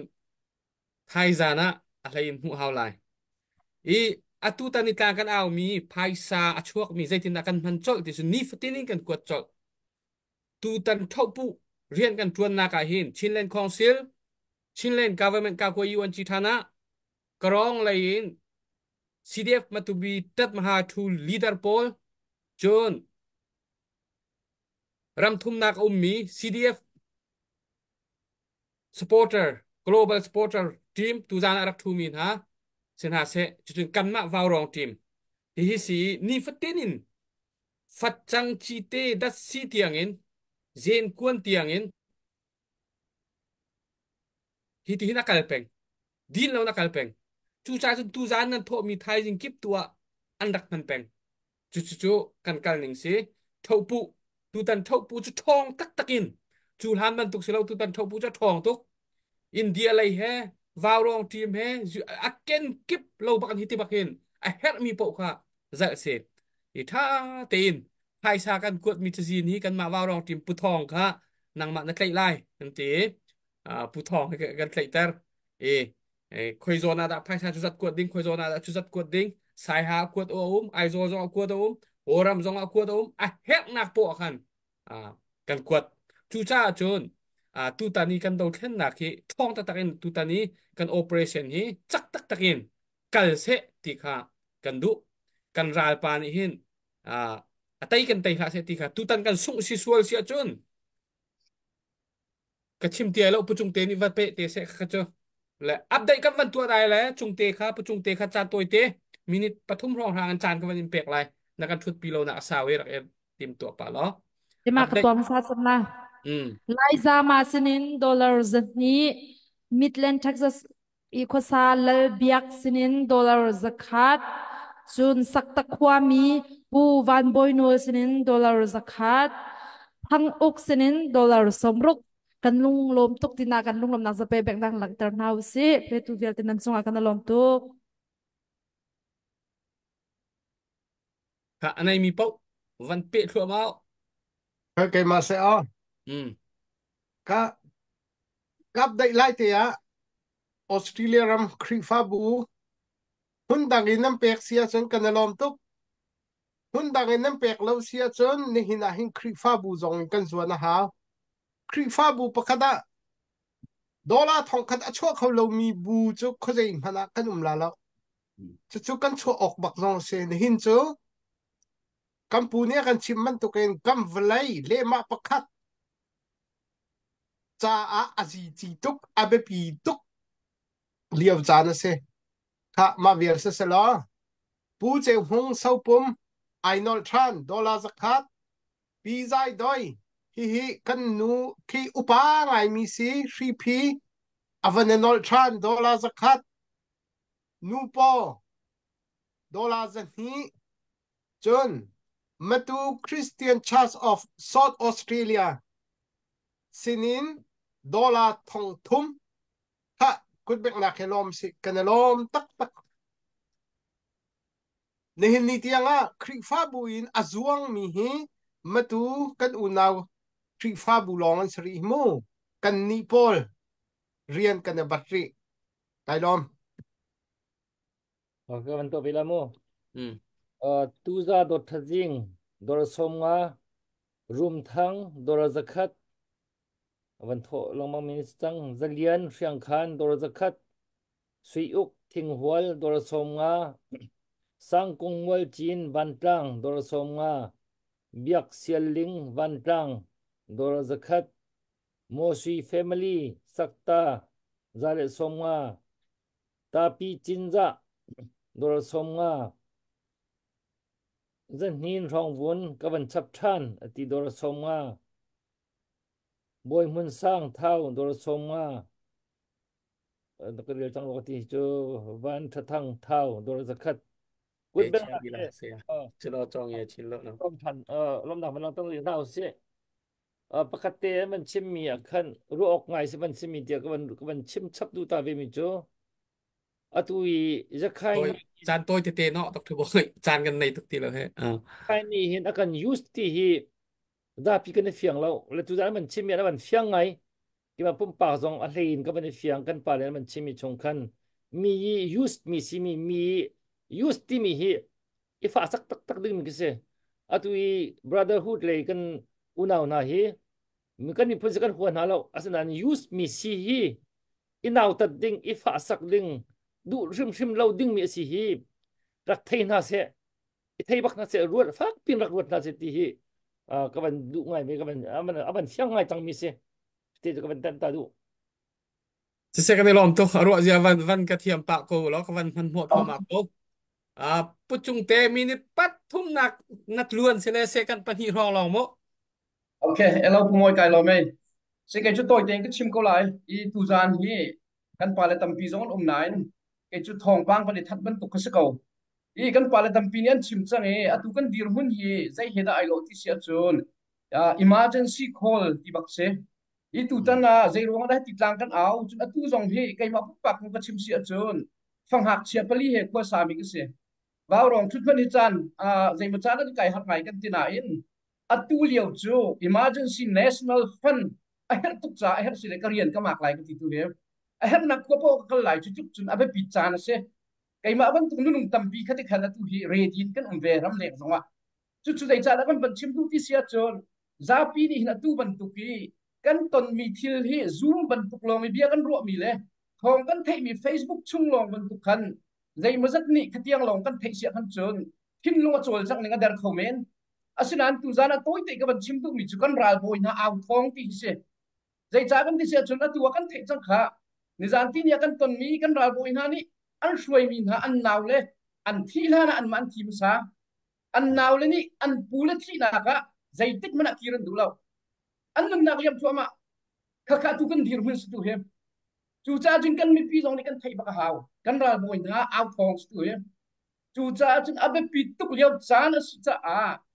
ahera chung khar kip ni dollar thongkat mo zanga tal mo kan pho haw isu chu arwang chu nihin niya kan ral boy na ni jai tin dan ti sia chon minung pakhat kan tan tiang tu tan operation ni aso sok men selo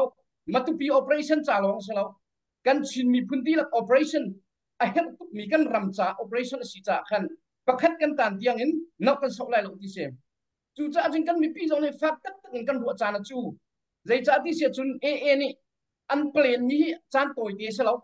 atui brotherhood song phang ti ban tu kan chimi por hong rang kha atu tak boy na chimi ki se an use so mi na an man so mi na se than de wan plan chang mi si kan pulani ral ring ten an rakson no chang mi na se chu kar laka lungmong bul te ni zai thailo win khiam nam zai mazat vadu ruang me na ma pol mangin ki ban tu chan kon ro ti ka khazong kha angai te jin fak tu kin ro yak lak man selo an ni pol dir mun kha i zai cha da ti sia chona tu pale tu ko kan thai di kan pale ni tam pian chim di chang atu matu pi jong hi asi kho chuan ma jong na ni batak ve tu he matu pian lak lo sia chon an alien din cha jong ahar chun matu pian lak kho sia chon min da tin kan pele tin adi lak te thang lai lai tang kan ti mi gel te adi lak lak chu kan du chu yi an mani tu to ki control di kan tim chang cha kan pulana atak tak ki an nun tak ki atur mina kan ra boy gel te ni atu hi chu emergency call asi chang cha zai kan ti nga her se chun ram leng zong in rak tuan cheu non rian zong rak chot dak cheu kan ni zong atua minung pakhat kan tan tiang kan diang lai ti kha atua thon kan that chang mi si cha nu le pa vel te u le naw vel te tu tan kan dir mun he anak la rang ai se cha na si cha kan angai te kan ti se chun tu tan ni kan su si chun kan mi phun dau then nak arok lai chu chu afiang chu cha chun pakhat kan tan tiang kan diang lai ti chang cha kan a her silerian kan din cheu lai tu tan a her nak straight bo kan kal cheu lai chu cha chun chung khar pakhat ni thong khat ti kho mini thong khat atomic zanga tal kan rin haw vai ro nga hin tua azan chiam te asi ko chura kan zok mi tal ni chun dollar za khat kan som nga te tal to kho iswa mo lo se an ai din mi atua ku moi ni chim lang mang tam tu ka her e atua hen angai te kan ti sia chun lungbel te rok ding kan sanai sai lo jak hai zai zat mak ra na se lo atua kan pasal tha มินุงตั้มตุกนี่ทองแดงมาเนี่ยตัวหาไปเขาจู่จ้าที่กันนี่จะประเทศเนี่ยกันปีฟิล์มหนักเข้มหนักเหกันรากับนะตัวเห็นดีเขาจู่จ้าจุนอังไงเดินฟิล์มเข้มหนักกันในทางตุกอันรากับกันรากับจู่จ้าจุนลงระเทศดิ่งจุ่มแล้วสิมันสลัดจางอารับเวลาจ่าหินอาศัยก็จุนรำเลมินิกันในเจ้ากันโชว่ากันเปียกหน้าบบัวจุนชาจำเก่าสิพันดิ่งพักมันแล้วสิมันเสร็จแล้วกันราบอยนานี่อันเอาทองเตยกันมีปีนิเฟียงบักนาวสิtutan hi atua hi kan tuk samang na chimban tukan CBCUS ai kan palabial tenan si zonga tutan hi chan tan tuk selo lak ruak pin emergency khila chang mi thil si cha hi zona han patak teng kan pala zong ni kwan kan ruak ya hau tika toy non ten pan chim ku le ka chim pa min se ka ai them lo tam pi ga lo me atha tuk si se bia tampi kan ngai changin adok nak le kan chang kan kalpi ko lai zai cha zan fate thu ding athu mi kan si cha khan kan ba ve cha khan vani thiak lang ma chun zan khudai jong ki thu ding se nine thai jing rian tuan jiao ding kan si cha dok nak le kan lai thai zan program rak nan thu ding kha sinf cna chim rel na chim nak nol nei tu pu that ni chlai that ni le pu thang zen an dam mi lai athas sia chun an ma kha an rak thu te lai ti kha mi za pi sina kawanin that na kip zana pupui te le pakhati ban tu in khan khati te khan pan chan kha kan van kal pi thlo ma lai zan khada thong phra chok se ti mi kha kan ti mi si cha tu zan ni kan thin le thin lo kan van tuak ta lai i kai ka sina hi atlom tuk le update pakhate ka van nei mi chu reverend jkl oi ni somnga awan chap than pe bek piak u se fel tak tak kan lom tak tak ka khan update ka van tu pa chiu lo nan update mi te ka van fon pa u lo tu zana zai zata chuak ti mi kha kan van thai pa hau atang pin mo i kha lak kara khan update nan update te nan van fon lak kara khan hi ka hin kan vice chairman one ni cc kan chairman vice chairman one ni anubik be chim du mi be cha du mi te kha awan chim nak chan se lo chu kho chun update kha total kan van to lai mo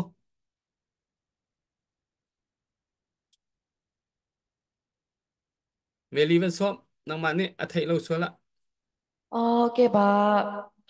ဒုက္ခတဲ့ဟိုနောက်ဆုံးအနေနဲ့ပေါ့အတူလေးနဲ့ပေါ့နော်ဒီအမှားစကားနောက်ဆုံးမှာစကားပဲဖြစ်ဖြစ်ပေါ့နော်ချင်းပြည်သူတွေစီမှာ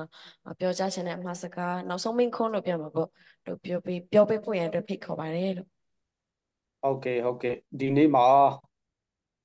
နိုင်ငံတကာမှာရှိနေတဲ့ချင်း community အားလုံးကဒီမတူပီ operation အတွက်ထဲဝင်ပေးမှုပေါ်တော်လိုင်းရေးမှာပူပေါင်းပါဝင်ပေးမှုပေါ်မှာထူးပဲကျေးဇူးတင်ကြောင်း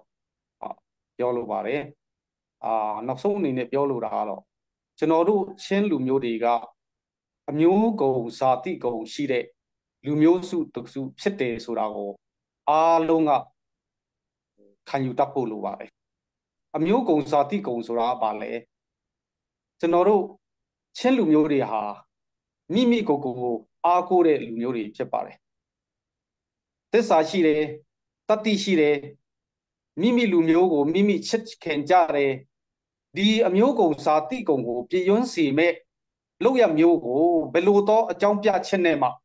ကျွန်တော်တို့မလုပ်ဆောင်မိကြဖို့လိုအပ်ပါတယ်စီရေးလိုအပ်ချက်အရနိုင်ငံရေးလိုအပ်ချက်အရအကြောင်းပြချက်ပေါင်းများစွာရှိမှာဖြစ်ပေမဲ့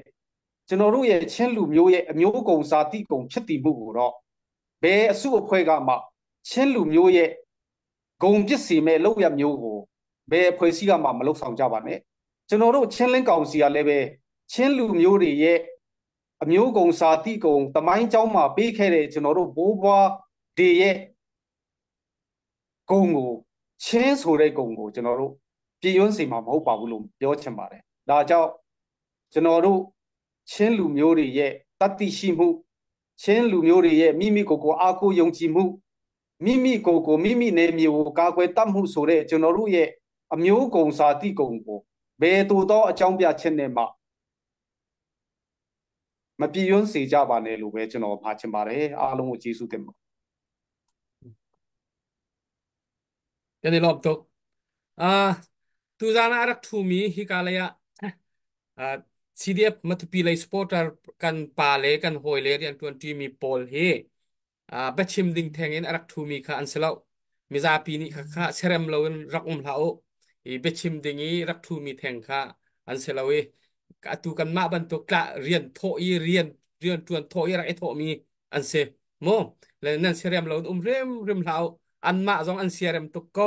ถ้าเต็งกันนี่ชิมเจดีมีเซกันนี่ชนเจดีมีเซ จูจ่าเจอนันเซียรมเราเราเบียชิมแต่งหานันที่ลังมองมีกันเทตุกนายวันชิมเวียงนาเซลซานควรนากันได้เสื้อเลยไทยได้กับชุดโคมสุดเลยว่ะจุกันส่งให้หลายจ้องแล้วจูจ่าเจออัปเดตรีพอร์ตเตะวันตัวเก่าเหรอฮีกาเห็นปูเจ้าซานี่ต้องหนักทานกันจำเปียกเตะไรโมปูเจ้าซานี่ต้องหนักทานกันจำเปียกอะไรตุจานกันจานค่ะกันต้องแต่ไรละไทยจานะกันวันเปียทานเตะกันไรปูวานนังมาเซ่อัปเดตในทีมอในเลวันตัวล้อช่วยจัดดาติมีค่ะอืมอัปเดตกันในที่แล้วและทุสานะเห็นนิวซีแลนด์อินดอลลาร์สรีทุสานะนำวันชัวออสเตรเลียอินโน้นจับวันไทยก็มานิวซีแลนด์อินจะสรี ดอลลาร์สรีโอเคอืมออสเตรเลียอินฮองลีเลซเรียตอือฮึ Ke chu zaruk le pasha. Zaruk la parha nakaran tu aban ti dong atun dong sama meli เอกาทองคัดแล้รีโมทติ้งคัดแล้ชื่อจะได้ทองคัดแล้สมศรี hmm nang khat la som sare Dr. Boy chỉ đó bang là ya hiam cái ha không đầy và tụi em thằng ha không đầy thôm xin lỗi mình sẽ là cái thay cha ba ông cái chăng cái bên chim chăng cho chúng nó xong tụi cái sẽ thay cha ba ông cho chúng khoang family xin $1 zakat cho nó chắp mi seกูจะแบ่งตามจากตาดินเอาสิมันกันโน่นเขาลุดมิเซเอกาทองคัดแล้สมศรีสิเราทองคัดแล้สมลีสถานแล้วติเกก็เสนอทองไหนเราลุดมีปะเฮทองลีเลจะทุ่มเลสมรุกเซฮะกันรอตุกแบ่งเอาที่ zakat ดูทองก็ระค่ะเบีคันเลเชวก็กว่ามีค่ะกว่ามินชิมกับเชิดแหละดีลักกว่าอินเซอันนู้นเลยจงฮักขับปองเนี่ยติงหิมบันกวนคุณซุงมีจงอันเขาชุมที่เรารักทดเข้ามางาโมก็รำจงอันทดข้อเสียดิค่ะมันก็ทันนะไว้อาทาตุกในวันทันนี้ทองคราเจออัดลิงกูไลวันฝนเจียวละโมไอ้สระกันวันแคนดี้กันวันฝนดีเดียวกันทองคราจะลิงกูไลก็เตะพวกมันแอนโทนิโอแรงติงเลคายยิงโทโทมีค่ะอะไรพงเขาตัวเราที่ตัวเราเลยก็เรามันชิมมาว่าโทมีการลุดเป็นเขา วันชิมตาเขาเย่มาเลเซียมันชิมเปียกตาอะโทมีอลุดเป็นรันเชียบเตะมันโทเป็นโมแอนโทนิโอแรงติงค่ะมันชิมจะเปียกตากินในรักมันขบวนอะโทมีการลุดเขารันเชียบเตะมันโทโมอ๋ออาทิตย์จัเอ็นงก็ yes อาทิตย์อ๋ออ๋อโอเคเอ๊ะคี yes อดีคอมเมนต์กับมูเวโอเคเสียเสียท่าอืมทองคราชุดลิงกูทองคราลิงกันไปอ่ะเบียงสิ เบี่ยงสิเจ้าแบงก์สเตกันตาเก็ตกันพาดไทยดานสงอารมณ์บิ๊กทงราค่ะชัวชัวติงกันดูมิเสตูเตียงอชัวมีดีลักเคจานเตียงขันส้มกัวกติโลมาค่ะตูจานทงรากันวันฟอนาจนติงคัดสิจังที่นักเสมอค่ะไปวันแบงก์เสติคัดกันเล่นตังกันท่าจางชัวมาโกเสไทยจานักันที่ต้องทันหาไลมีปีเวลเตอาร์ฟีค่ะอันกันเปียกปาเลเรลกันเรียนไลมาเรียนลงมากันได้ทางแล้วมีเบียกกูแล้วเมลีรีพอร์ตบนตัวนะก็ไอ้ไทยจานาเต็นชักเอาละไทยจานะเต้สักกันได้ทางเลยในทางเฮอาร์พีกงก็ล่าเสตูรองจนลาวันนี้เต็มอันเน่มันสักสงะจานค่ะกันเดียดคดตกเวลาเอาไปปีตกเวลาตัวเตียตัวเลียวเบียกันไงมีจะแฮปมีลองเตะสีจ่ากันเอาไปปีตกเลียวจานสีจ่ารัวเจกันเทียมหมดแล้วเสร็จ Arfiจะกระทันตาก็ลามู อ๋อก ระทันตาละดวงแปงจินซะทองคัด ฮึ เดวิดบอยซังอาเกตสมาเน่ซักคัดทั้งจีนูส้มกัวและปกัวปากิโอตินไทยปะนี่ข้าจะไปเบ่งรักแค่กันในลุงล้อมรักลังสิ เออ กันในล้อม عارفي من وانتان อ๋อ الزخ ما في لك هيا كني لام تو اسيا جون ها كون سهر بيتا تشم ندو ميو ماအားလုံးကျေးဇူးတင်ပါတယ်လို့ဤကဲ့သို့ကျွန်တော်တို့မတူပီ operation အတွက်ပေးထူချတဲ့အတွက်လဲအားလုံးချင်းလူမျိုးအပေါ်မှာထူကျေးဇူးတင်တယ်လို့ပြောချင်ပါတယ်ကျွန်တော်မေပီမှာကျွန်တော်တို့အခုနဖုန်းဆက်တဲ့ချိန်မှာအရန်ကိုပဲကျွန်တော်တို့ချင်းလူမျိုးအားလုံးရဲ့ operation ဖြစ်တဲ့အတွက်ကြောင့်စိတ်သားမှာသွားတဲ့ညီကိုမောင်နှမအားလုံးကိုလည်းတကယ်ကိုစိတ်ဓာတ်မကြဖို့ရန်ကျွန်တော်ပြောတဲ့ချိန်မှာအရန်ကိုပဲဝမ်းတာကြတယ်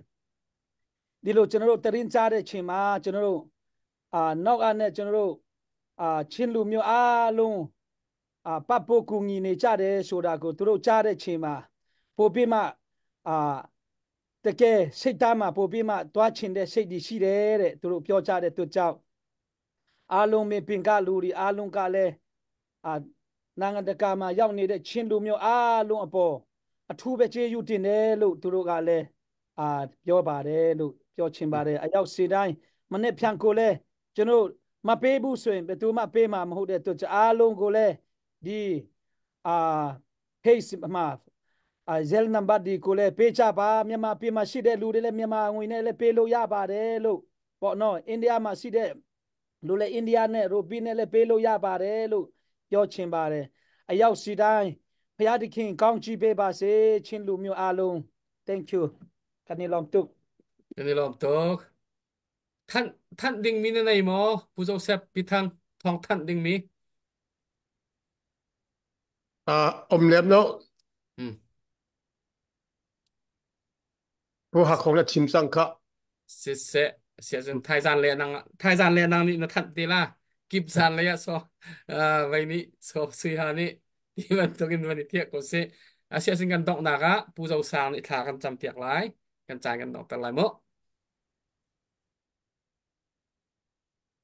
โนนมิวค่ะโนนมิวค่ะ